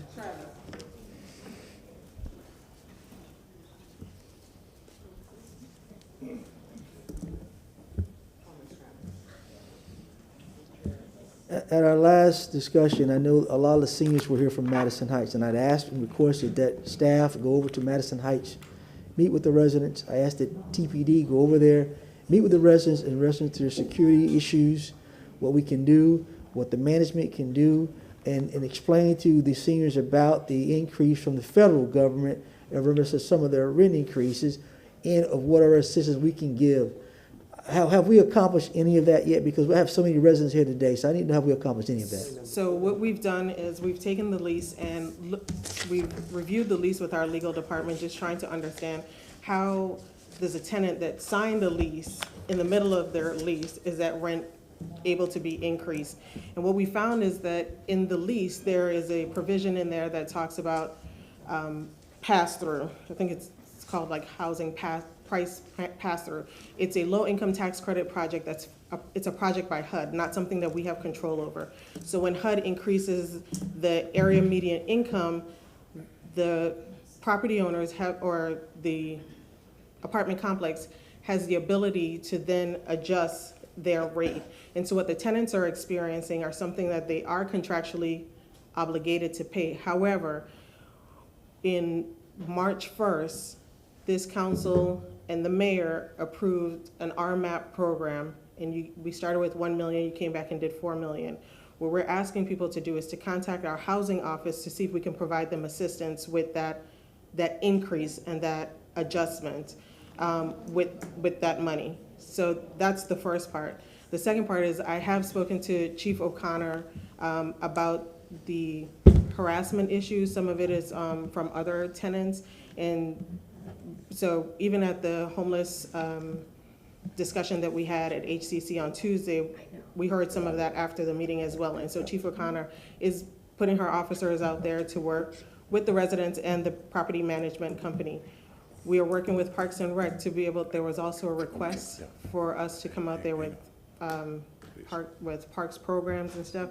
We are planning to come out there. We have not been able to do that yet. That's just been a couple of weeks since, but all the different things that legally that we're doing. Ms. Travis, all of what we're discussing now is also going to be falling under agenda item number 4. So instead of saying things now and then going back and saying them under that, Ms. Hertog has one question, and then I would like to go back to public comment and discuss this further under item agenda 4. Right. I wanted to say that one piece about contacting our housing office, just in case anyone leaves, they know how to get help immediately. That was my question, so yeah. Thank you. Mr. Chairman, I just wanted, since we had so many Highlands people here, I know she's going to discuss housing. I didn't know if she was going to discuss that during that time. So while the people were here and the seniors, I wanted to make sure they knew that we're working on it. Sometimes the process is slow, but we are working on it because I've asked them to get that done, and I still want that meeting with the residents. We will. Can you just share the number, the email, whatever it is, so that people who are listening or people watching or people who have to leave can have it? So I'm putting it on the Elmo here. IT, the Elmo, please. So that number is 274-8960. Is that right? Can you see it? Okay, we got it.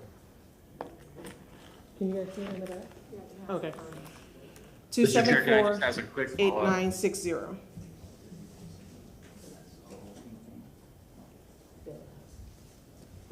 Thank you, Ms. Travis. My pleasure. Mr. Chair, could I just ask a quick follow-up, please? Councilman Carlson. Thank you, sir. Ms. Travis, the original money that we put in that rental assistance program was subscribed, I think, within 2 or 3 days. But the second part of it, it's been several months. Why do you think that that part of it wasn't taken up immediately? And also, while people, the same thing that Mr. Goods want to do, I want to let people know the information while they're in the room. Is there any other possible funding that we can shift to that? So I'll cover some of this in the presentation, but there is still funding available. We've expended over $1.4 million to date.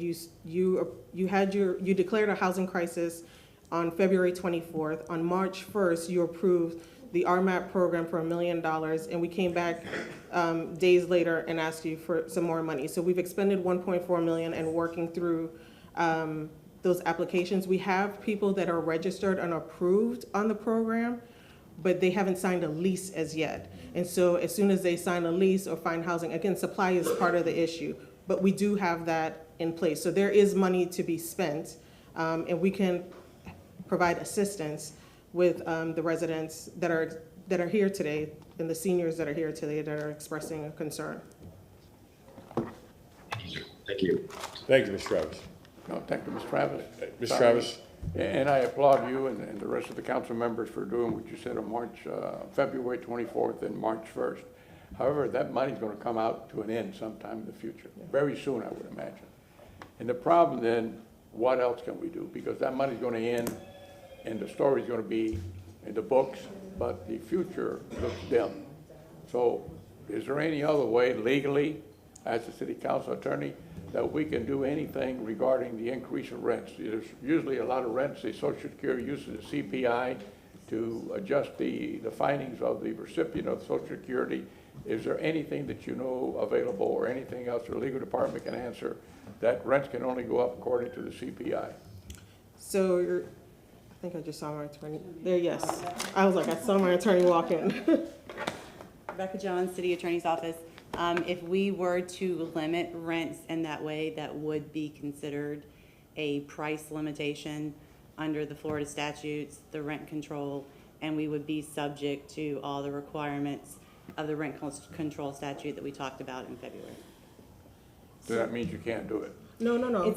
It's not that you can't do it. You have to follow all the requirements of the statute, which would be to declare the housing crisis, to have an ordinance that that sets out your basis for declaring the housing crisis, and it would have to go to the referendum for the voters. Okay. So then it can be done, but what's the period of time if everything falls in place? You're talking about a referendum? It can be done, but again, the burden is on the city to prove that the city met all of those elements of the statute.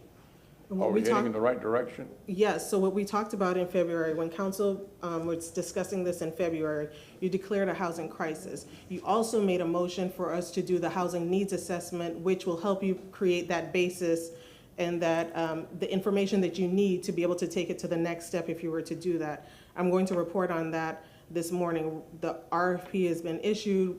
We'll be bringing that back to you. That's a part of the presentation. So you said that in February. We have started the process in doing that.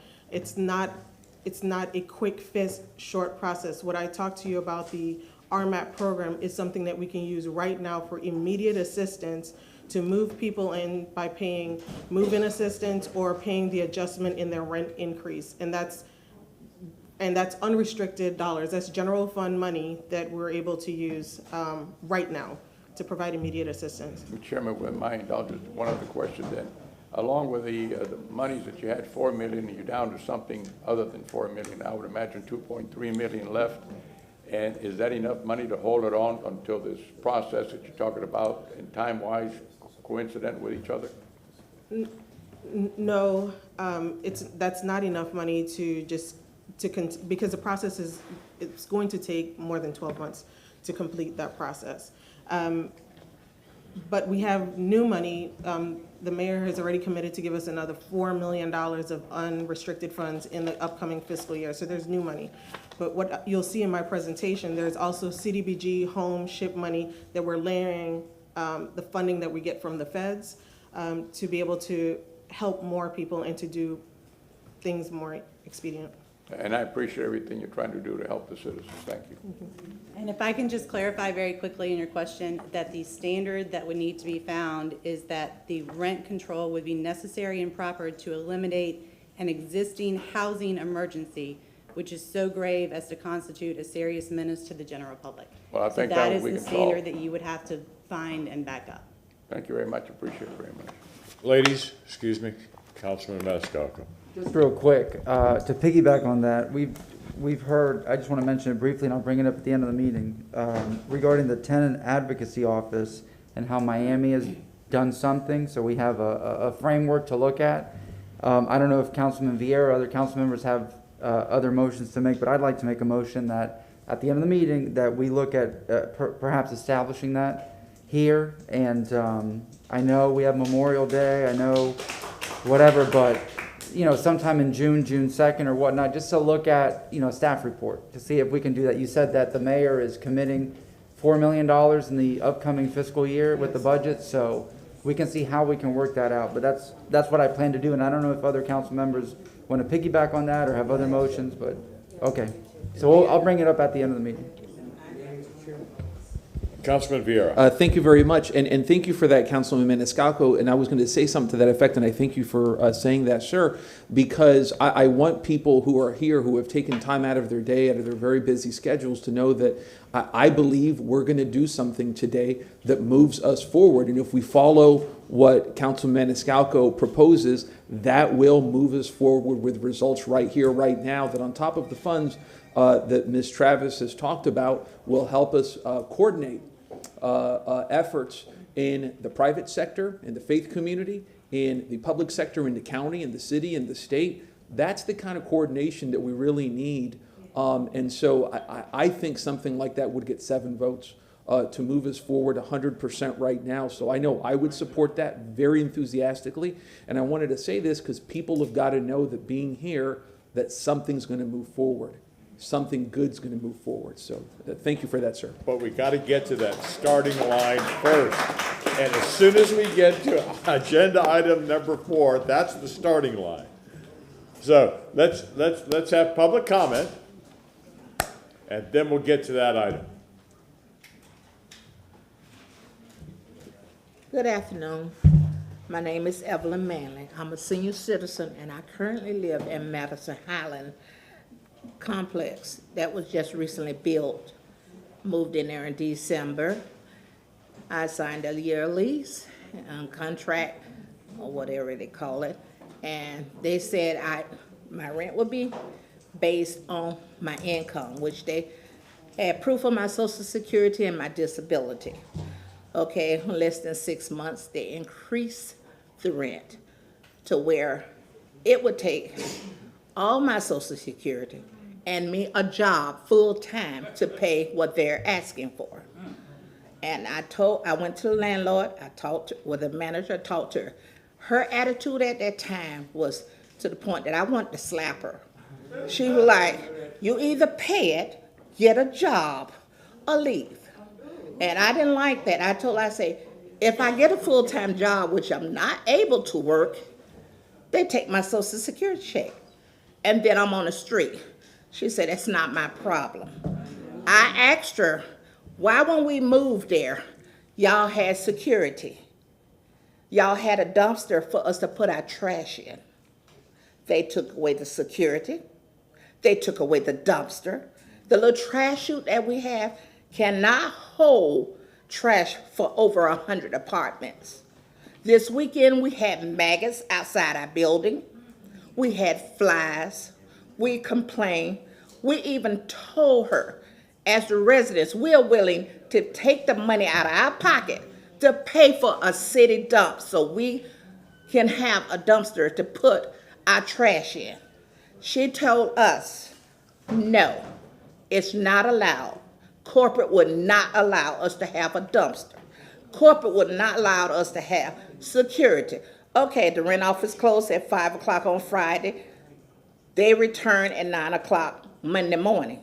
Between Friday 5:30 to Monday morning, we got people that don't belong on the property. We don't have cars stolen. We don't have people, young people come in there, and they expect us, but yeah, they'll call us in office and say, who is this and who is that? What did y'all do? We shouldn't have to police our property. When y'all had security there, y'all decide, no, it wasn't enough. So we have to police our own self, and at 6 or 4, I come in at 9 o'clock at night, the side of the building is dark. I'm scared to walk up the sidewalk because I don't know who's coming around the corner. But we can't have security, so I asked her. I say, so if residents get together and pay for security, would that be all right? She said, no, it's not allowed. So I want to know what can we do since y'all lock us down out of certain rooms 9 o'clock in the morning to 9 o'clock at night. We don't have no freedom as senior citizens. Thank you. Thank you. All right.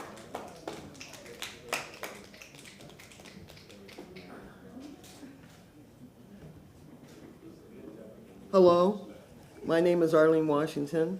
I'm a resident at Madison Highland Apartments, and we have people there that are moving out this month because they can't afford to pay the rent anymore. And it's wrong.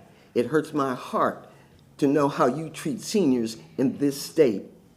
It's a shame.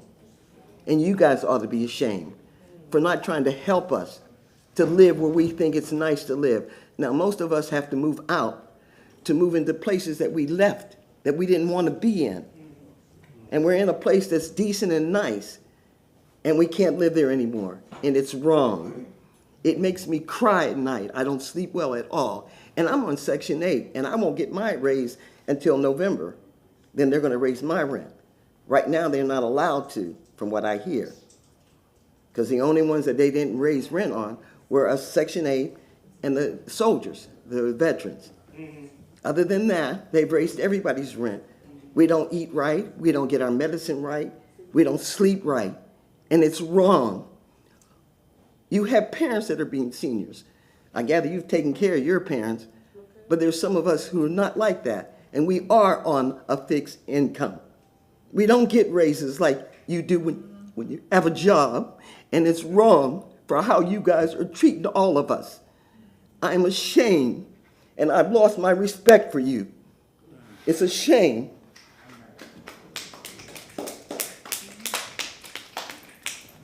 I have one question. I would like to know who Did you already speak? Yes, I just want one question. You've only got. I just want to know who's over district. Ms. Lockett, please. Hello, council. Can everybody stand up?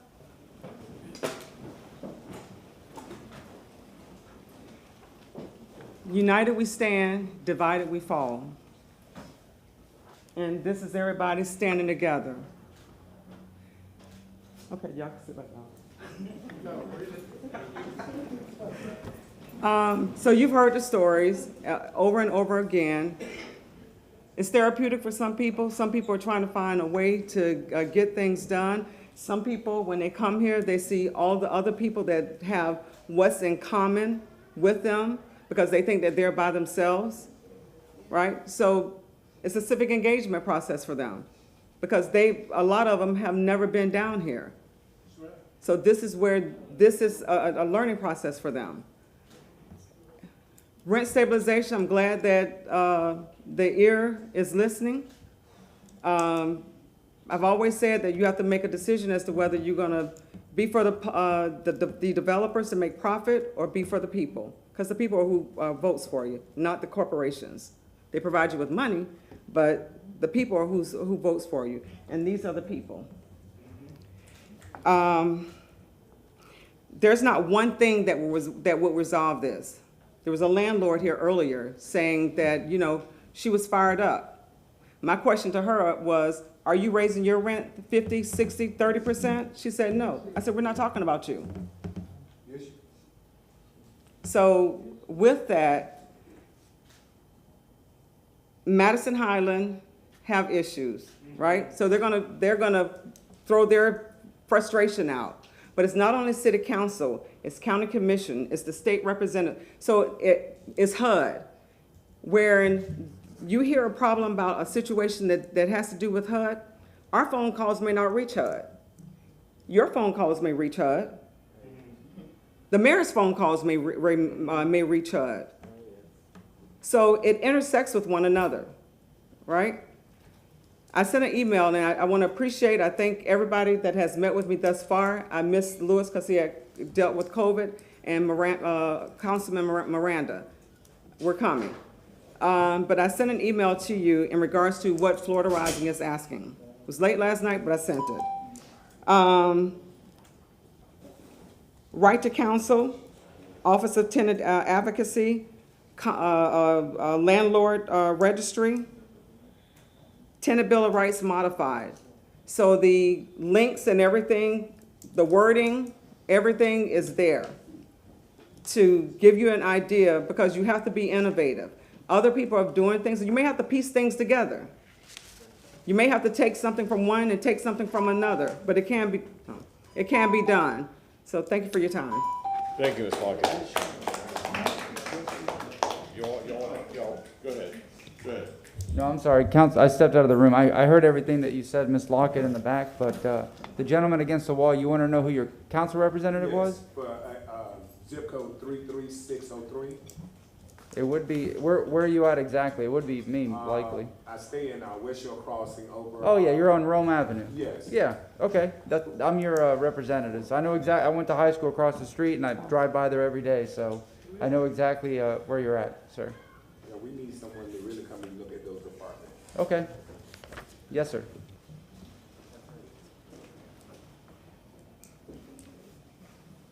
Sorry. Do we have any more public comments in this chamber? I urge y'all to do something. I'm gonna bring the streets to that whole apartment. Sir, do you want to come up to the podium? I don't want to go to no podium. I don't want to hear no Thank more you very my much, senior sir. Thank you very much, sir. My senior citizens struggling. Thank you very much, I swear to God, sir. I bring the whole streets to that apartment complex. Thank you very much, sir. You have a good day. Fuck you. No, you're not.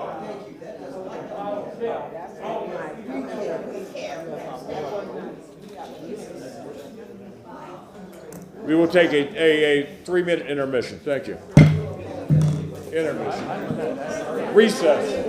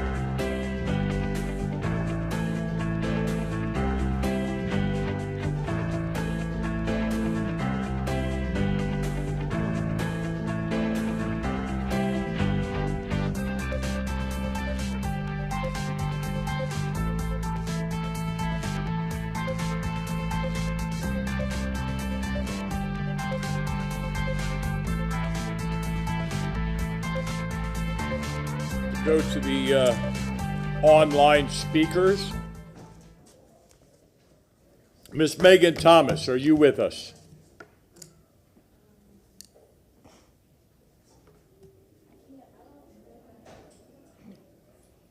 Megan Thomas, are you with us? All right. Michael Randolph, are you there?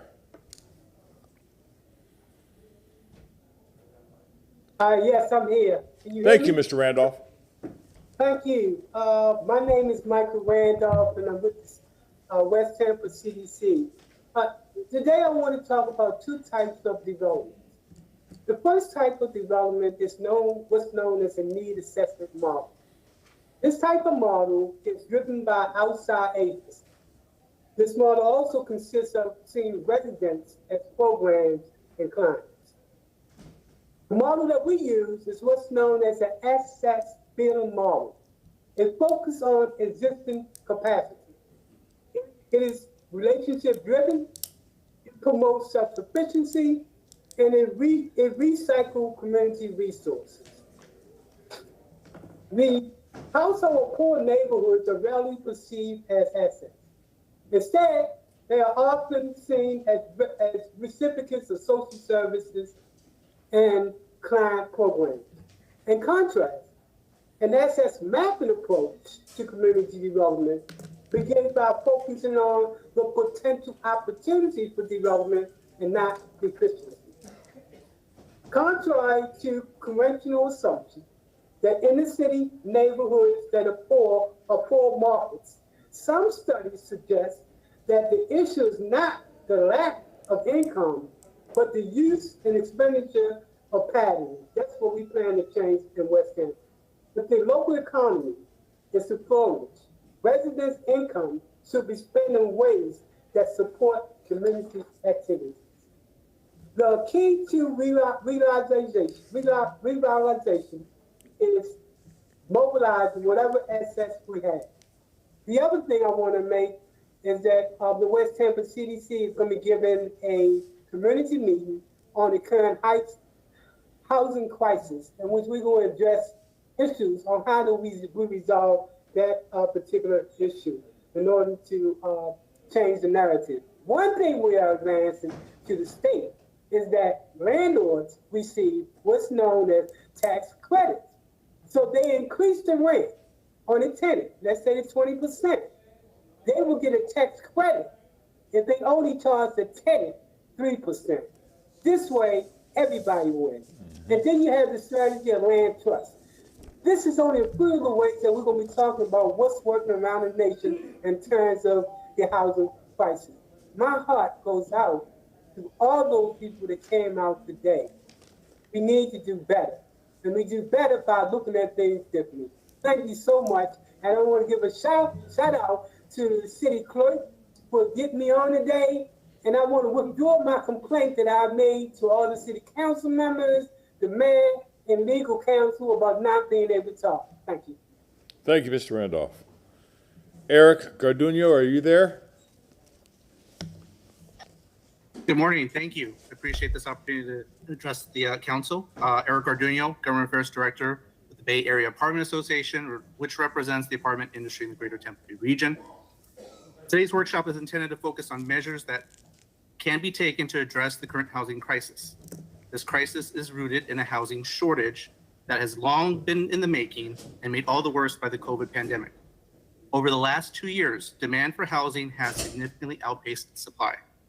In addition to natural increases in population, people from across the country have flocked to our region. Between July 2020 and June 2021, the Tampa region saw in-migration of 67,000 people. To put this in perspective, there are less than 13,000 available apartments in the region at that time, at the start of that period. On top of this, we have also seen significant cost increases that impact apartment construction and operations. The cost of wood, cement, paint, appliances, fixtures, land, insurance, and salaries for people working in the industry have all gone up over the last 2 years. This housing shortage and the cost increases have created a perfect storm leading to higher rental rates. The most important step to address the situation is to get more housing onto the market as quickly as possible. This is something the city is already leading the way on. Over the last year, 7,500 new apartment homes have come onto the market, with a significant percentage of these in the city. As a result, we are starting to see the vacancy rate creep up from its low of 4.6% last year to 5.1% in March. Analysts are tracking over 14,500 apartment units currently under construction in our region, which will likely outpace demand and further bump up vacancy rates and moderate prices. Our recommendations to address the crisis is to focus on actions that will expedite new supply, especially new affordable housing options, which continue to see very low vacancy rates. A few ideas in this space include expanding areas in the city where apartments can be built, allow different housing options like ADUs and quadruplexes on single-family lots, adopt guidelines to implement HB 1339 and SB 962 so there are more areas where affordable housing can be built, develop a program to support and preserve naturally occurring affordable rental housing, expedite building approval processes, and update various requirements like parking ratios. We also recommend avoiding policy options that would discourage new supply. This is the path forward to really address the root causes of the crisis, and we really appreciate this opportunity to speak. Thank you. Thank you. Mr. Brunel, are you online? Yes, sir, I am. Thank you. Jacob Brunel, Director of Government Affairs at Greater Tampa Realtors, 2918 West Kennedy Boulevard. I would first like to thank all who gave for this country, their devotion, their family, and their very lives. Good morning, council members. Thank you for allowing us to address you this morning. As an association of over 15,000 Realtor members, Greater Tampa Realtors commends your efforts to gather community feedback and research solutions to remedy Tampa's housing affordability and supply problem. Over the past month, our association has surveyed Tampa residents across several demographics and political affiliations on their views of rent control policies. While rent control policies received an initial bump in support when introduced, that support quickly disappears once residents are given a complete view of the situation. For example, 63% of respondents agreed that rent controls have negative unintended consequences. 64% agreed that affordable housing development should be fast-tracked to combat housing scarcity. 74% of Democrats supported providing more housing instead of rent control policies, along with the majority of independents and Republicans.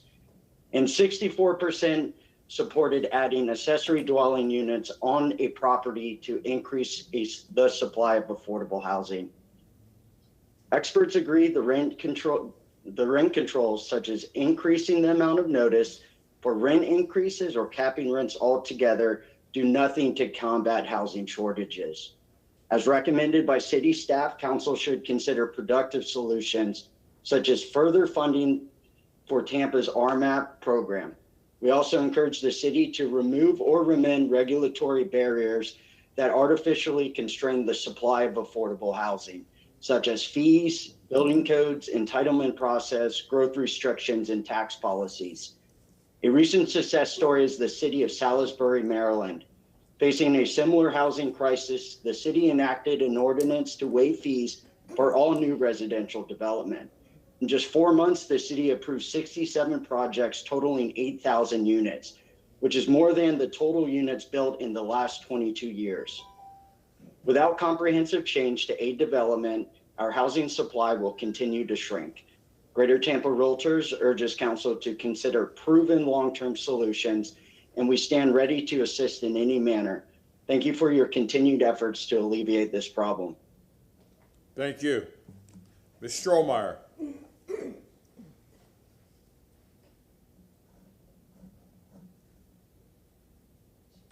Ms. Strohmeyer? Hello. I have a quick question of order here. Just so right now is public comment. So if we speak now, say for item 4, then we don't speak later, correct? That is correct. Now, but if you don't speak towards say number 3, then I can speak later, or do I need to do it all now? you would have to speak now during public comments in general, and if you wish to speak to items number 3 or 4, you would have to do it at that time.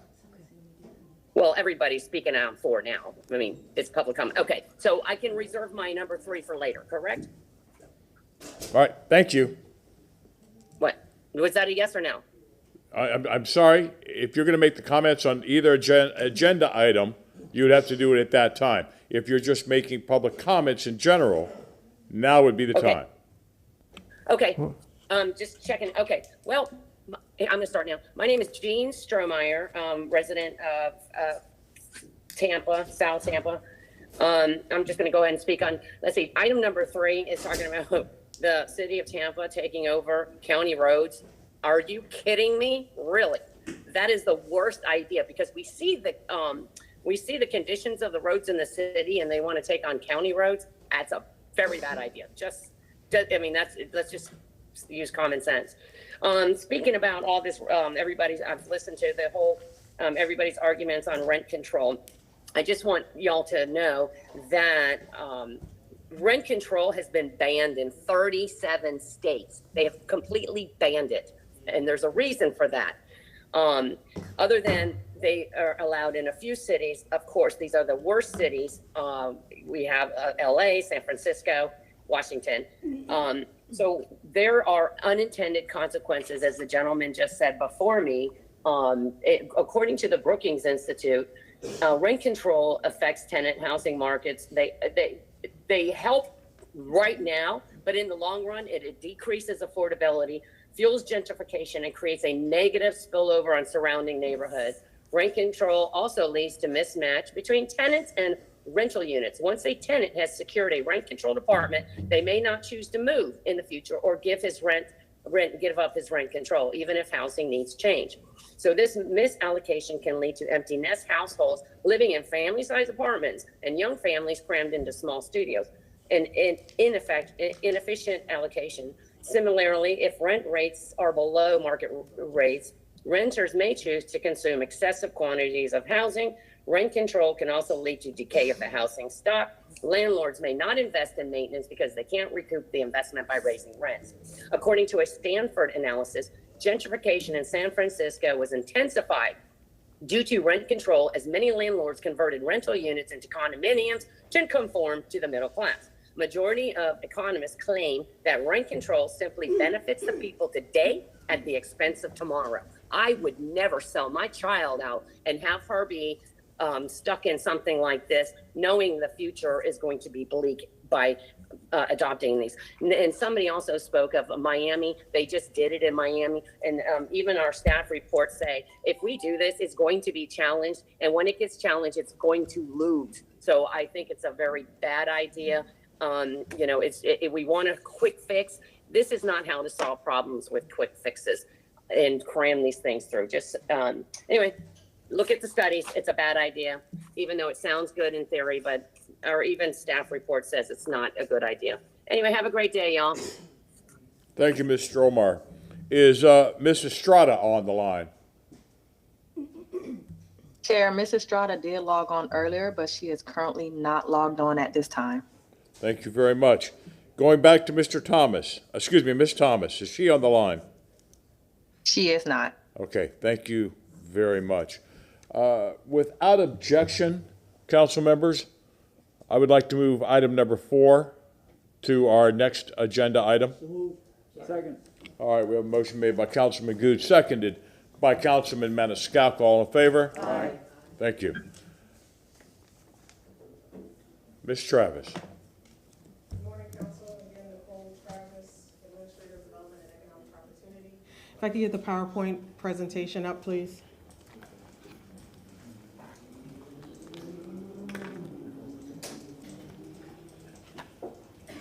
So we're here because council in February 24th of 2022, council declared a housing crisis in the city. You've asked us to gather ideas, work with the community for things that could be implemented to solve the housing problem. And so really what we're talking about is expanding housing affordability. City, state, and federal agencies are helping fund housing development but it's not enough to meet the population growing housing needs. As housing needs costs go up, households, like you've heard this morning, are increasingly become cost burdened by their housing. That means more than a third of their income is used to pay for housing alone. We have an immediate and growing need for housing. As costs go up, more households are spending more and are being priced out of neighborhoods. And to address that need, the city is working to create more options for everyone. The work we are doing is an ongoing effort to fulfill Mayor Castro and this City Council's effort to fulfill our comprehensive plan for an inclusive, connected, and healthy city. When Mayor Castro talked about not turning away developers with a moratorium, what she was talking about is addressing the supply portion of filling this housing need. It is important for everyone to understand, for this council, for our residents, to understand that there's not a single solution, and you've heard a lot of that today, in expanding housing affordability. But we are aggressively trying to establish a blueprint to address the community's desire for more affordable housing options while trying to provide immediate relief to our Tampa residents. That blueprint will include market-based solutions for new affordable development that complement existing tools and resources. You've heard some of this morning about ensuring that new homes are built and affordable homes are being built as well. So our guiding principles are really for an equitable program that addresses the housing needs for residents and families with low and moderate income, a predictable program with clear, transparent processes and requirements and outcomes, and a market-based program that responds to the various market conditions. You heard a little bit from one of the callers about policy reform, and so there are some policy opportunities. On February 24th of this year, you voted for that housing needs assessment. That housing needs assessment is currently out for RFP right now. We're hoping that we can do that award and have a contract to council by the end of July, early August, for us to move forward with that. That housing needs assessment is a 12 to 18-month process. It will be done in phases. But along that process, once it's done in phases, we will report to you when a phase is complete so that you have that information along this time. That new information or that information that's provided in that housing needs assessment may help us continue to guide and shape programs and policies along the way. We've talked a lot about accessory dwelling units. There's a public survey currently out on the city's social media platform, and research is being conducted with best practices comparable to other local governments about accessory dwelling units. And then in June, we're coming back to you with code changes, affordable housing as a specified use, multifamily residential, permitted uses in general, and commercial intensive, also restructuring our bonus density. And then lastly, this housing legislation from 2020, the 2020 legislative session, there was a bill that was passed that allows local governments to override our comprehensive plan and our zoning codes to approve affordable housing development on parcel zones for residential, commercial, and industrial. So this new land use flexibility helps us expedite housing development. We are currently speaking with a developer now that is, for the first time, trying to use House Bill 1339. We've also have down payment assistance programs. In the down payment assistance program for this current fiscal year, we have, it provides up to $40,000 for income eligible first-time home buyers. And if you're located in the East Tampa CRA, there's an additional funding up to $50,000 that may be available. Just recently, in the last couple of months, we increased that home value purchase price up to $300,000. We have had 19 closings to date, and there are 12 applicants that are currently under contract.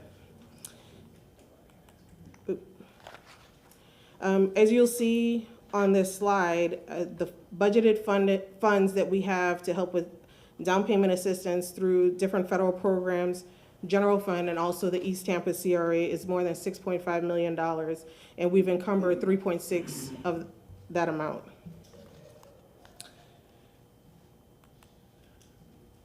Next, I'm going to talk about rental move-in assistance program. This is a program that I mentioned earlier during public comments. Again, February 24th, you declared a housing crisis. On March 1st, you approved the rental and move-in assistance program for an additional, for $1 million with an additional $4 million. And so there's a total of $5 million that's allocated for this program. That $5 million is general fund, so that's unrestricted, and this is a very low barrier program. We try not to make it cumbersome for applicants to get a part of, but really what you're gonna see here is that we have 128 applicants that have been approved, 38 applications that have been funded. That means that there are people that are still looking for a place to live, that they're looking to sign a lease. Once they sign a lease, we'll be able to fund them. Some of those are new move-ins, some of them are lease renewals. So we have that $5 million and the $1.4 million is what's been encumbered. And again, with this program, we don't pay all of it up front. We pay it directly to the landlord month to month after verification that the tenant is still on the property. The average applicant award you'll see is over $13,000, and then the AMI is broken out on the screen for you.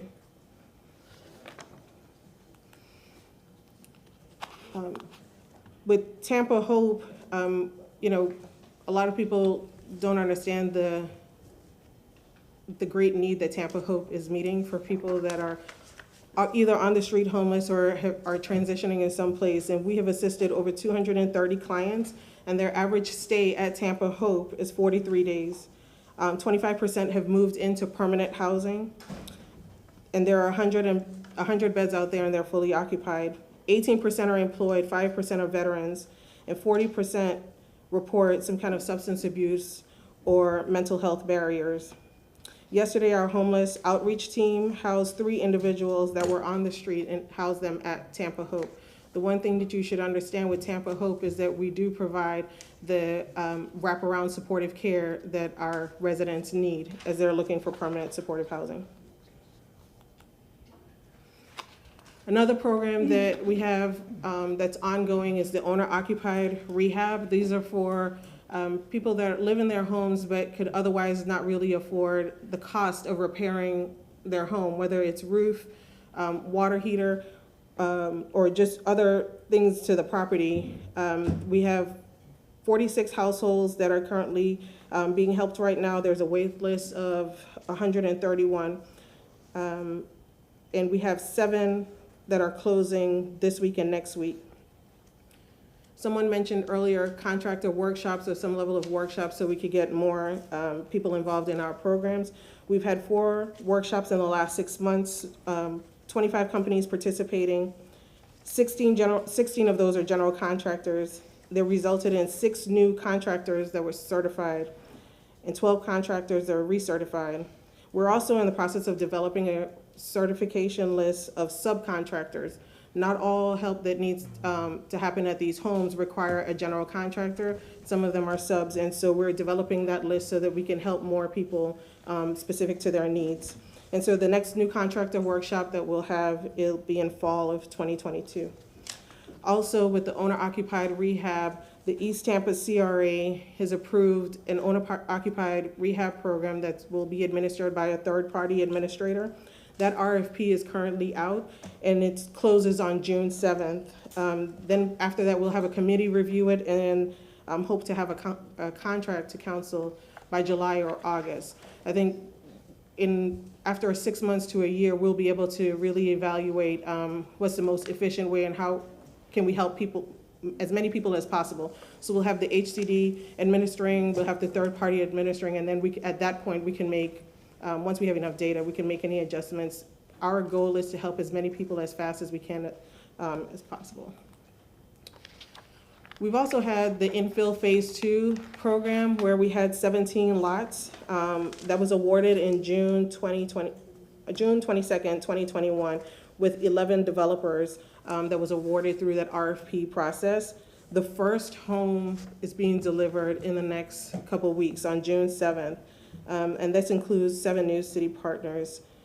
3 homes are at 50% area median income, and 14 homes are at that 80% AMI. We began permitting those 17 homes back in November and December of 2021. We also provide a water capacity fee credit, and the average assistance for that is about $1,000 per home. Infill Phase 3, we're expecting to be online coming this fall. And then lastly, we're trying to help people that want to own their home. We're providing a home ownership event June 25th, 2022 at the Convention Center. There are going to be multiple ways for people to get assistance, but particularly this is for if you would like to own your home and receive information to get qualified, we'll do that. If people show up that are not yet ready to purchase a home but still needs assistance, we'll have people there to help as well. And then earlier I put a slide on the Elmo that gave you a number for people to call if they require assistance with the rental and move-in assistance. We've opened up a second line, and so the numbers are on the screen for anyone in the public that would like to get assistance, the rental move-in assistance program. We do have a wait list that's going on, and we are processing people and qualifying them as fast as we can. So the program is working, and that concludes my presentation. I'll stand for any questions. Councilman Goods. Well, thank you for your presentation, Ms. Travis. You know, I had a meeting with Chief Bennett yesterday and Mr. Hero, and I asked at my request for the upcoming budget that we put more money into owner-occupied rehab. I think that is the way that we can really get the housing stopped. There is a lot of housing stock, especially in the east side of town, that is dilapidated, that is in probate. People have died, don't know who the family, a lot of things that we probably can do. I asked for research on a policy in reference to probate, and my premise of the whole matter is if we have unrestricted dollars that can go to owner-occupied rehab or rehab, we can save a lot of that stock. We have a lot of vagrants that are in some of these places that are run down, that create drug problems, homelessness going on, and I think some of that can be flipped back to us if we take control of it, and then we can have some affordability in those communities. It's one big part of that. I was listening to when you looked at the presentation about zoning, and I'm hoping that we're looking at inclusionary zoning as well as a big part of communities. And I think that will help give a mixture of a community of everybody, poor people, rich people, medium income people, whatever, with retail and so forth in communities. So we don't get back to this redlining, or we get development that's going to exclude certain classes of people. That's the premise, and I'm hoping that we don't do that in the city anymore, that we look at the city as a whole and start being able to have inclusionary areas so everybody can benefit and helps everybody grow. Number three, as I was listening to the callers, I think he said it was Salisbury, Maryland, how they took away the fees to try to get the affordability up, to try to get more housing. Maybe we can look at that. You know, sometimes other places have ideas we can look at. I thought that could be a way. I hear contract developers always talking about the fees hurt them sometimes to do affordable housing. So maybe it could be a period of time that we can stop that to where we make it get those developers or those contractors in to be able to have less of their pay come out and be able to do more to help us with what our needs are right this time. So maybe we can look into that. I thought that was very interesting to hear. And lastly for me, we talk about the Miami model, but we also talk about, I've had several meetings with some groups about the landlord complaint registry that Gainesville has that takes dollars in to be able to help with affordability in housing. So I'll listen to some of the other gentlemen and ladies in reference to, I know they have questions about the Miami and probably the landlord complaint registry, and I'll probably chime in with them later on to see if that's something that we might can do, or if that's something that we can do right away. But and again, when you talk about, I never say rent control. I don't like that word control. Florida's a property state. People have control of their property. I do believe in rent stabilization, because you have to stabilize at some point. If taxes went up in this city 20% tomorrow, you have everybody from all classes raising heck about 20% of taxes being raised in the city of Tampa. And we find a way to stop it or find a way to do something. So I do believe that rent stabilization could be a way to kind of slow it down a little bit. I don't think it'll hurt developers coming here to develop, but I do think it can be a way to have affordability for everybody, not just people that are poor. the middle class and your upper class to be able to slow it down, slow it up a little bit. Growth is still going to happen. It's still going to turn. But you can't look at a city to where we're saying we're going 50%, 60% of rent increases, and their pay isn't increasing. And the one lady was right. Yes, they're going $15 an hour now, but they're reducing the hours that they're working. So if you're reducing the hours that they're working, you're still not creating a problem. You're making it sound good because people are raising holy heck about they're getting underpaid, but we're still not solving a solution. So I'm in favor of rent stabilization. I'm looking at some documents here. Mr. Miranda looked over and said, how do we solve this? I said, Mr. Miranda, it's no easy quick fix, but I think you can resolve by saying, hey, how do we look at the money market to where if it's 3%, 4%, just to start a year to kind of give people a chance to catch up. The pay increases are not increasing. So those are some things I think we need to look at. I'll reserve my time to the end for emotions, but those are the kind of things I think we need to look at. Councilwoman Hurtak. Thank you so much for this presentation.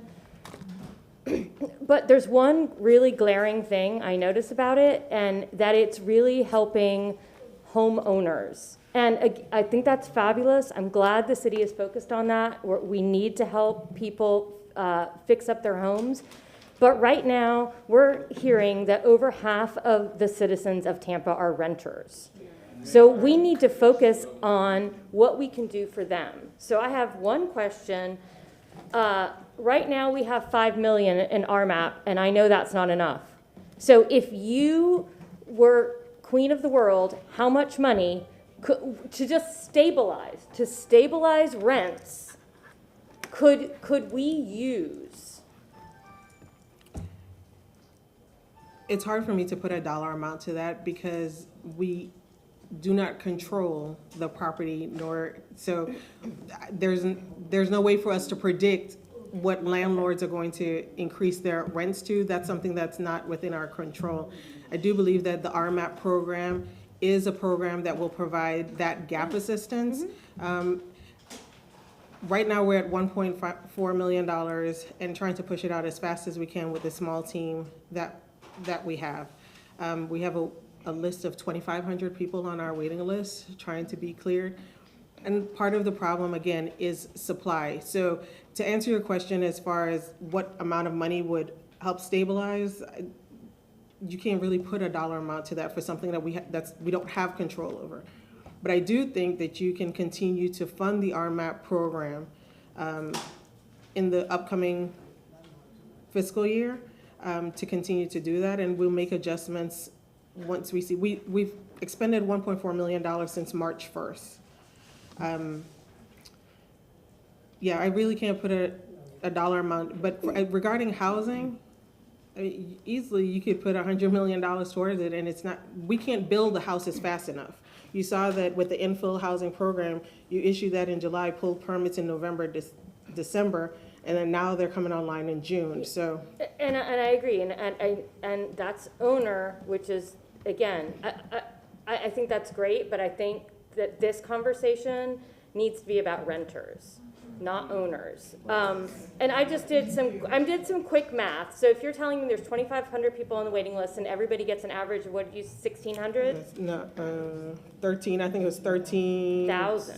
13,600. Yeah, 13,000. Okay. I tried to do the math on that, but it's my math isn't right then. But my quick math with 1,600 was 4.5 million.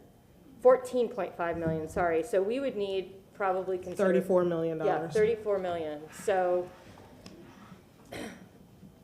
I mean, I challenge us to find some, I mean, we have to find that. I don't disagree that we have to find, and you can put additional funding to that. A big part of the problem is supply.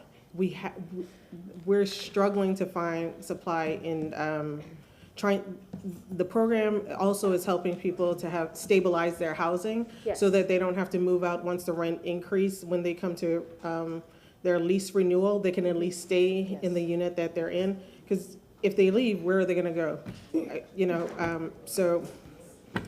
Yeah. And then I had one other question, and I know I'm sure once we've all said our piece, we'll piggyback on topic. Sure. But The other issue that concerns me the most is, and I've talked to you about this before, and I've talked to staff, what can we do to incentivize affordable housing in all these multifamily developments to the point of not 5% or 10%, but 20%? What are things like Councilmember Goods just mentioned, that city up Salisbury. Yeah, in the Northeast. It's great that they were able to get housing in, but that's and while in theory adding more housing does help stability for those who are in the lower AMI, I feel like we could do more as a city to really incentivize affordable housing when it comes to these projects. I'm tired of seeing projects come in front of us that don't, and I haven't even been here this long, but they're coming in front of us and they have no affordable housing. Right. And that's just not acceptable. So right now, your code doesn't require, your land development code does not require. How can we make it require? So you as the legislative body are responsible for the land development code more than anything. And so we're proposing to bring to you in June some options on how we can do that.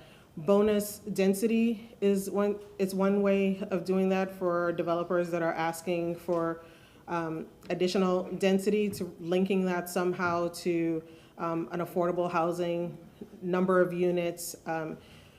You'll see projects that come before I don't want to get super technical, but you'll see projects come before you that are for zoning matters.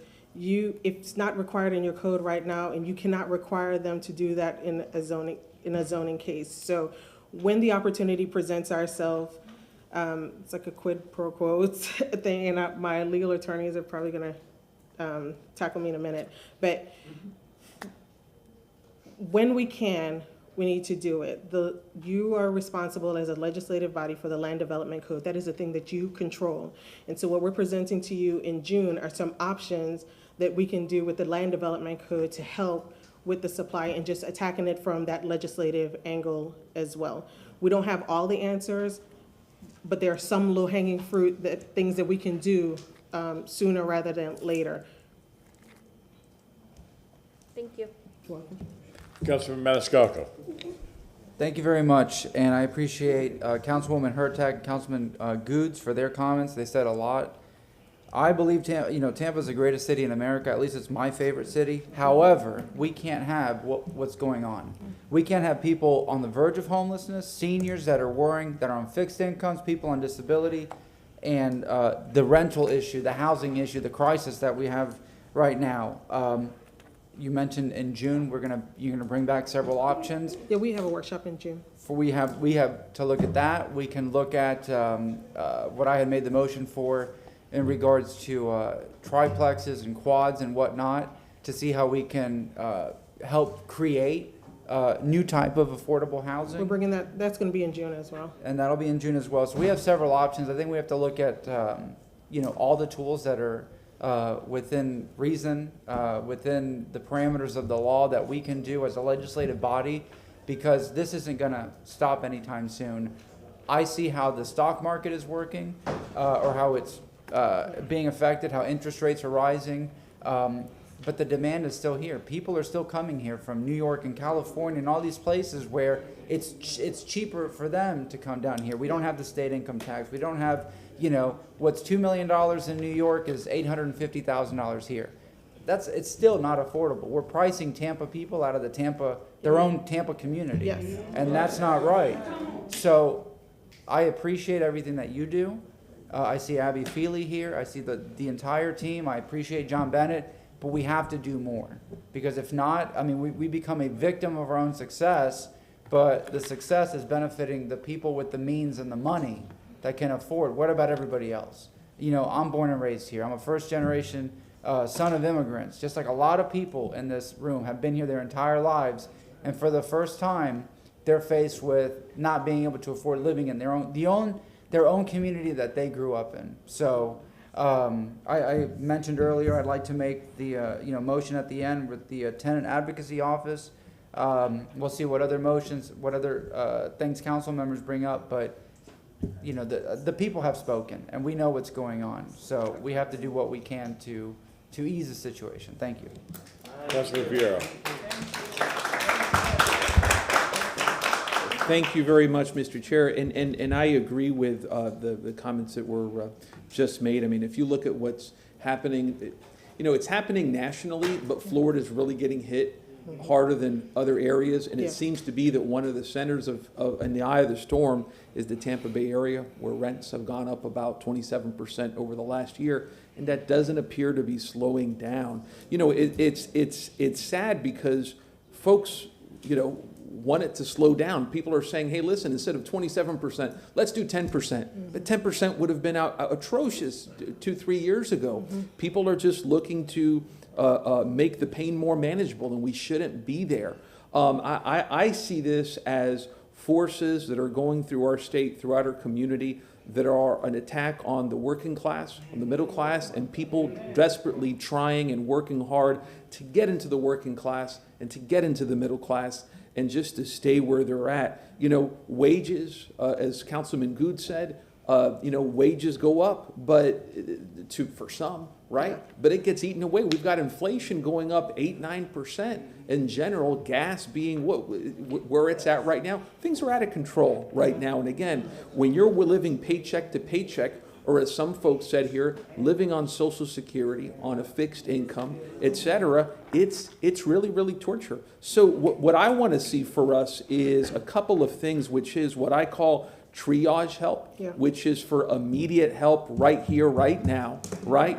With the funds, the things that you're talking about, which is providing that monetary assistance that the city of Tampa can provide, and also the partners can provide. We've got the county, Hillsborough County. It's got tons of money who's going to be, you know, I know making good investments. We've also got to look at the state of Florida, et cetera. But I want triage type help that helps deal with the crisis. As Councilman Maniscalco has said, I'll support strongly an advocate for housing access and tenant access and dignity here. And we've got to also make long-term changes, as Councilwoman Hurtak said, by looking at code issues. Those are things that I think that if we can push forward, will really make some robust changes on an issue that is a real crisis for people.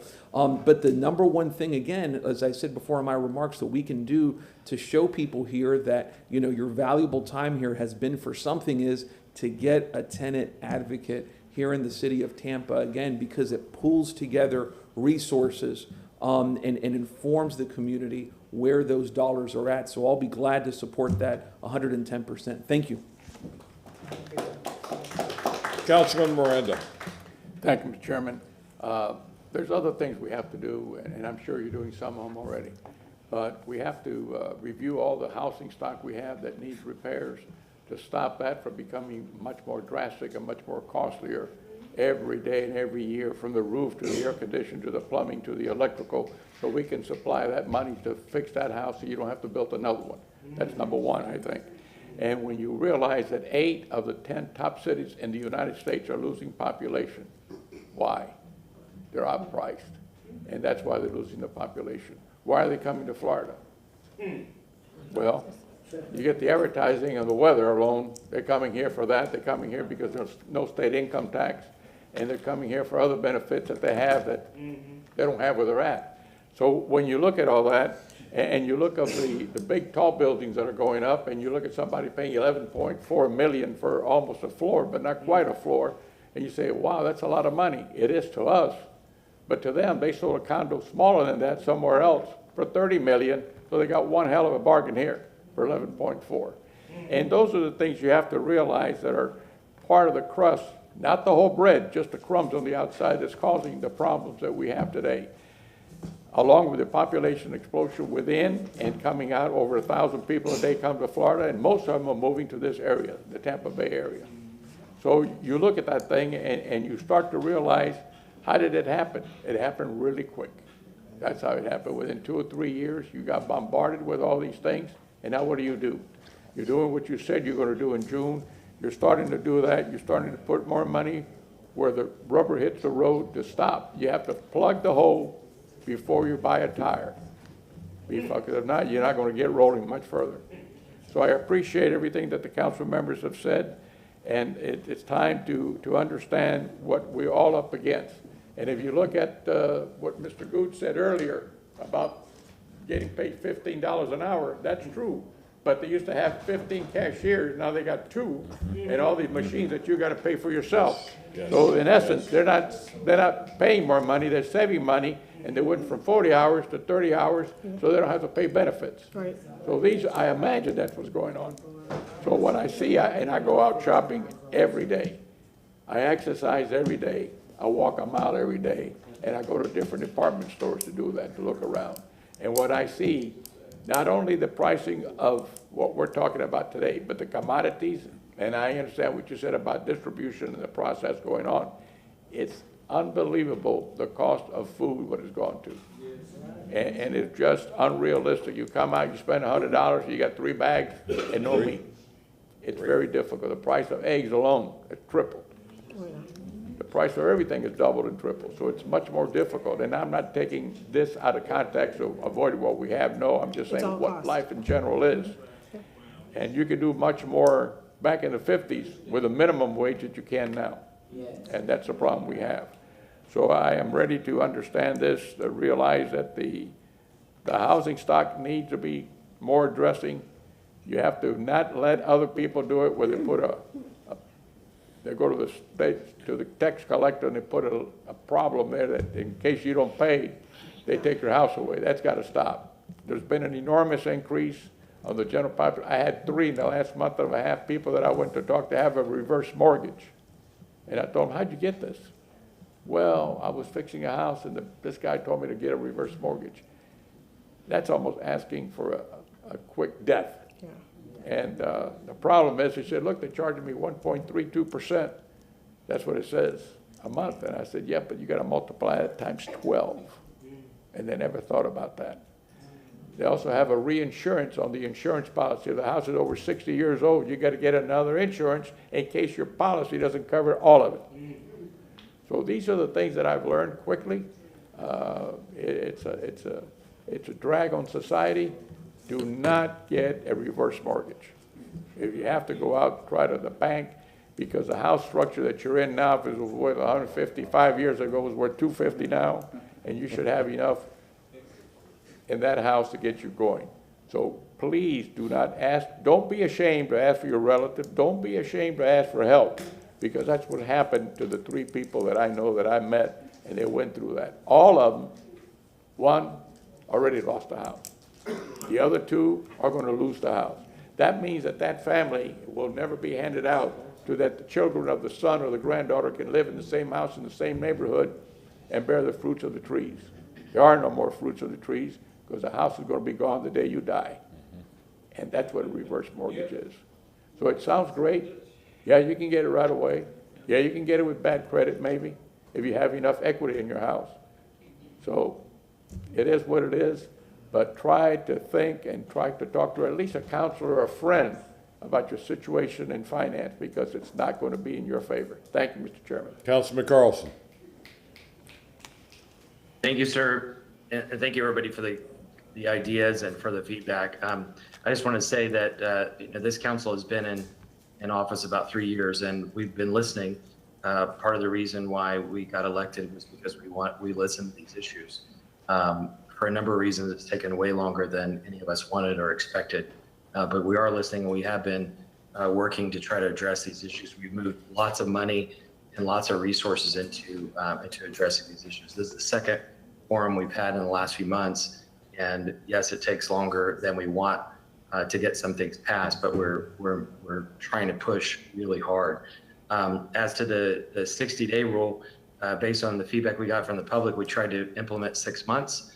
The legal department told us that the most we could do was 60 days, so we passed that anyway, knowing that it's not enough, but it's a step that you all recommended, and we thank you for that. And the purpose today is to get as many ideas as possible. Some folks have talked about why we are where we are here, and I just want to mention 3 or 4 things real fast. Number one, we had 8 years of an administration that implemented a program that's now called the whitewashing of Tampa, pushing out poor people, pushing out Black and brown people with policies like biking while black and renting while black, both investigated by the U.S. Justice Department. In fact, renting while black right now is being investigated by the United States Justice Department, although we just found out a couple weeks ago as City Council it's been investigated since December. We're working hard to try to end those programs. Besides the nature of what happened there and some of the racist policies connected to it, it kicked people out of their homes, it kicked families out, and we need to make sure that we don't have those kinds of policies going forward. Also, the last administration worked hard to tear down 2,000 affordable housing units, and most of them were in really bad shape and they needed to be torn down at some point. But what most cities do is they build new housing stock before they tear down the old ones, because a horrible place to live is better than no place to live.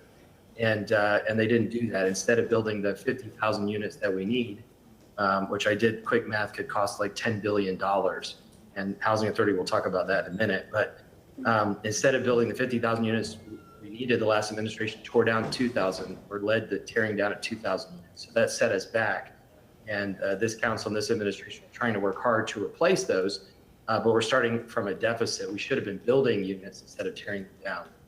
The other thing that's affected us, somebody mentioned, is COVID. COVID slowed down construction and slowed down the whole economy for a couple of years. So that set us behind. And then we also got whacked by a monetary policy that for several years to keep the economy moving was centered around printing money. And anybody who's taken Economics 101 knows that when you print money, it leads to inflation. So costs are going up everywhere. In fact, we had a presentation last week on how the costs for the city are going up too. And we need to help our own employees to try to stay ahead of these curves that are being hit, costs and housing and everything else. We're all being impacted by it. And then the other thing that hit us then on top of all of that was all the people that want to move here, as Vito and others said, that because it's cheaper to move here than it is from wherever they live, but that's causing the housing prices to go up for all of us. And anybody who owns a home knows their Zillow value has gone up a lot, but for everybody else, it's completely unaffordable. The last thing I'll say, there's a lot of policies that we need to implement. But Angel and others sent the Miami policy, and thank you all for doing that. Thank you all for reaching out to us and having conversations with us, having a dialogue and working with us, and working with staff like Nicole helps us to get policies passed. And so we appreciate the collaborative efforts. I think that there are things in the Miami policy that we can pass. It sounds like some others are going to make proposals on that. The last thing I'll leave you with is that Nicole, about 2 years ago, we, City Council, sitting as the CRA board, asked staff to spend about 30% of the CRA budget on affordable housing. And had we done that, it would have been the biggest fund for affordable housing in the region. But to my knowledge, almost none of that has been done. And so I know you're not prepared to give us a report on that today, but I would ask you to go back and look at that. We've asked about it in several CRA meetings, but we need to find if the cost just for the 50,000 shortage would be close to $10 billion, and the cost for rental assistance is going to be what it was just at 32 million. We've got to find every bit of money we could. If we spent 30% of CRA money on affordable housing, that would be $12 or $15 million a year. So we've got to find every source we can and squeeze it. And also, as the city's fighting inflation, but as the budget goes up, we need to try to find every bit that we can to try to assist people. Thank you all. Thank you, Councilman Carlson. Thank you very much, Ms. Travis, for bringing this to us. And I am going to stand in solidarity with my council members. I met last week with Florida Rising, Ms. Lockett, and a few other people. And some of the things that she had presented to me and my staff, I went and did my homework on. And I think I was able to answer some questions before they were even asked. So I would also like to say that I'm going to stand with Florida Rising on the majority of things that are being asked for. But there was something else mentioned today that I'm really upset about. People living in deplorable housing. People should not be living in this deplorable housing. I would love to be able to call up the department head for code enforcement and send them down there and write them up for people that should not be living with rats, should not be living with maggots, should not be living with mold. However, I'm not passing the buck, I'm stating fact. Our code enforcement cannot write up any dwellings more than 5 units. Why? So everyone that is in this room, everyone that can hear my voice, everyone that may be living in that type of environment, I urge you, myfloridalicense.com. myfloridalicense, all one word, .com. Or call up at area code 850-487-1395. Let me repeat that for you again. Area code 850-487-1395. That is the Florida Department that is basically telling the city of Tampa, no, you don't have the authority to do it. We're going to do it. I urge you to call them up and share your complaints and your comments with them. On that note, is there anyone in the council chambers here that wants to give public comment to this agenda item now? Mr. Chairman, before you go to addressing your question about that, Ms. Travis, I thought I asked a while back that, and what letter was sent in reference to the state as to how we can assist or how we can have a agreement to be able to help. Have we got any response back on that? Are we still working on that? I am not, I know that Administrator Osea Wynn was working on that. I don't know the latest on it, and I'll be sure that she provides you an update on that information. I do know one of the measures that they've taken, or the code enforcement team has taken, is to start to document and add. So when you have a code case, you get a code number, a code violation number. So even though we don't have the purview to cite property owners of units more than 5, that is not, we don't have the purview to do that. We're starting to record it so that we can document for the state how many times we've referred units to the state for them to enforce habitable and safe housing environment. And so I know that we have taken that step, Councilman Goods, to start logging it and documenting so that we're able to provide a report to this council when you ask how many times we have referred cases to DBPR, that we'll be able to give you that recording. So I'll make sure that Administrator Wynn provides you an update on asking for the authority from the state to see if there's been any update on that. I can't provide that for you right now. All right, if you would do that. And lastly, you know, I get a lot of calls from our own employees that do live in the city. And I'm not talking about police and fire, because I know the mayor first came in, she would have a program for the police and fire workers to get places, but they're not going to be living in the city. I know police and fire. But some of our other workers do live in the city who have housing issues themselves, roofs and things like that. And what I hear from time and time again, they're not even eligible. They can't even much make the cut to get some of these things done. So I'm hoping as a new director that we can provide some type of program or assistance for our own employees, because we do have a lot of employees that do live in the city versus police and fire, that do need help with roofs and other issues in housing, that they can't much afford to even be in a first-time homeowner program or buyer because of their incomes or whatever. So I'm hoping that we're able to also take care of our own house as well. Just FYI. Thank you. One more question before she. Surely. So to go back to that affordable housing, the 20% that I would love to see for future building, is there a way that we could, since we can't require it, is there a way that we can provide incentives like, hey, if you're going to provide 20% affordable housing, you get to jump to the front of the line? Like, is there a way that we could so super incentivize it that people are going to be clamoring for it? So I do believe that House Bill 1339, from a land use perspective, automatically does that. Our permitting, we've tried it with our permitting, but we're already exceeding those metrics and those numbers. So we would, if we add a program, it'll just be adding a symbolically, but yes, we are trying, if there is we're trying to work with the developers to expedite where we can. When you talk about incentivizing affordable housing units, the one thing that you have to understand when you're constructing those units, it costs the same to build market rate and the affordable housing units. And so what developers are looking for, either tax credit or some kind of financial incentive to add to their pro forma to make the math work. And so some may want bonus density. That's certainly something that we can do. But if they're not asking for bonus density and you want to incentivize it, that is a financial incentive, because we'll have to fill the gap in their cost analysis to make the project work. And so I think it's multiple ways, but yes, we are working on it in permitting, land development code changes. We are trying to accelerate all of it.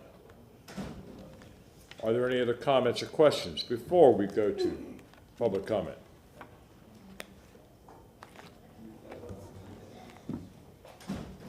Thank you, Council. We will take public comment at this time. Hello, my name is Tavares Mitchell, and I apologize for my outburst earlier. It hurts me to hear my senior citizens suffer, especially in the Black community, but I'm just I'm here to offer some ideas on the housing crisis. So I was wondering if the city attorney could look into unconscionable clauses in tort law. You know, some of these clauses that are put inside these leases, we're gonna sign the leases anyway, and some people just don't understand the leases, and we're gonna sign them, and just because it's one little clause in there that says this, it wouldn't stop us from signing that lease anyway, even though it's against us. So I think that the city should look into unconscionable clauses in tort law. We should have do some research on the property insurance crisis that's going on in the whole state and see how it relates to the owners in Tampa, because if we can get that under control, then maybe the renters would have some slack, or maybe you can find some kind of way to give them incentives to lower rents through working with insurance companies and whatever crisis they have going on. Trust me, I'm no expert. I'm just offering an opinion. Also, limiting the ability of landlords to have a clause to raise the rent within the lease period. That's one thing. And I've seen in another city, it probably wasn't in this state, but maybe we should have Airbnb limits. Like maybe they shouldn't own over 3 Airbnb properties. I mean, I just think that's a good idea. And as far as public housing is concerned, I understand that we are no longer going to have public housing in that sense. It's going to be RAD, but I believe that we shouldn't give our public properties to the care of corporate people. I think that everyone should that's managing these properties should be Tampa employees, government employees. And that's all I have.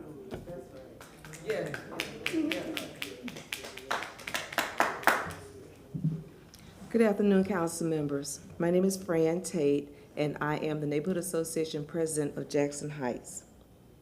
I'm here today because I stand in support of Mrs. Robin Lockett, Florida Rising, and the tenants of Tampa. The question was asked by Councilwoman Hurtak to Ms. Travis, how much money would it take to handle the situation with the tenants? And I'm hearing $4 million, but I also heard $35 million. And my question is, if we can find $4 million right here, right now, can't we find $35 million? I'm a homeowner. I'm concerned about my homeowner's insurance. But I heard Councilman Magoo's when he talked about all the homes we have that are needing to be rehabbed in East Tampa, and he is true. There's a house right beside me. Rehab the house and put a renter in the house. There are many houses out there in East Tampa. Just rehab them. Let us rehab them. Let us take the monies and rehab them and put these tenants in those houses. I don't think that's too much to ask for. Thank you so much for hearing me. Have a blessed day. Thank you.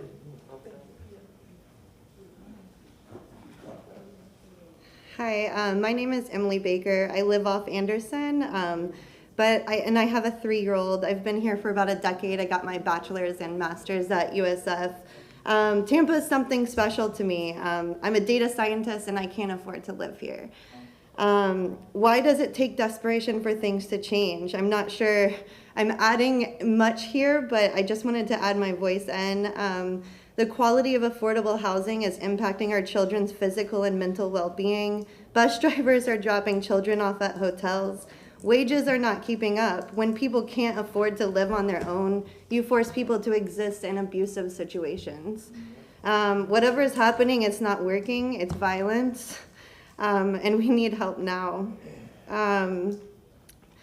I'll end with pour funds into the East Tampa community. Put a fucking grocery store there. Hey. I'm sorry. You invest in public safety by making quality housing affordable. So thank you. And Excuse me, accessible. Ma'am, you said you lived on Anderson. Yes, sir. What is your zip code? 33624. Thank you.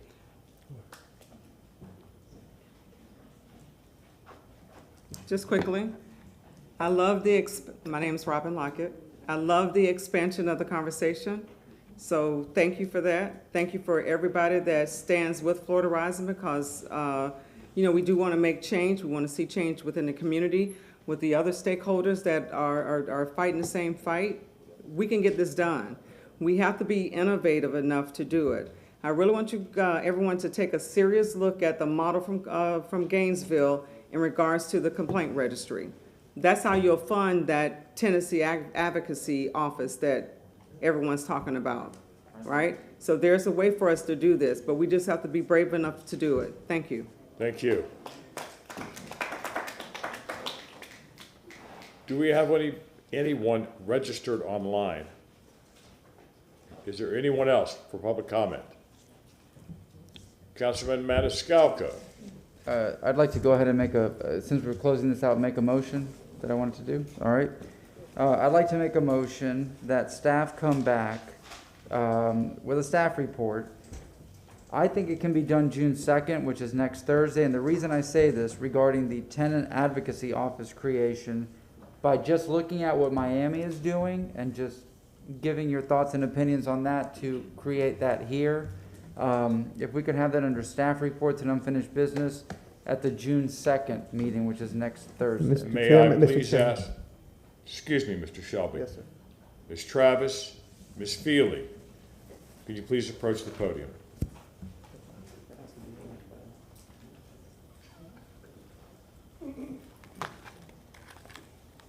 Will that give you enough time? No, not by, How about June 16th? It's Yeah. a city council regular meeting. We will under take that staff first agenda item? report. Under staff report. Can I After tag, staff report, can I make yes. a friendly amendment, I got tag on that, sir? Go ahead, sir. Got tag on that? Go ahead. I see Ms. Hurtak has her paper out, but I'll go ahead and give Deborah, because I was gonna tag on the Gainesville, Yeah.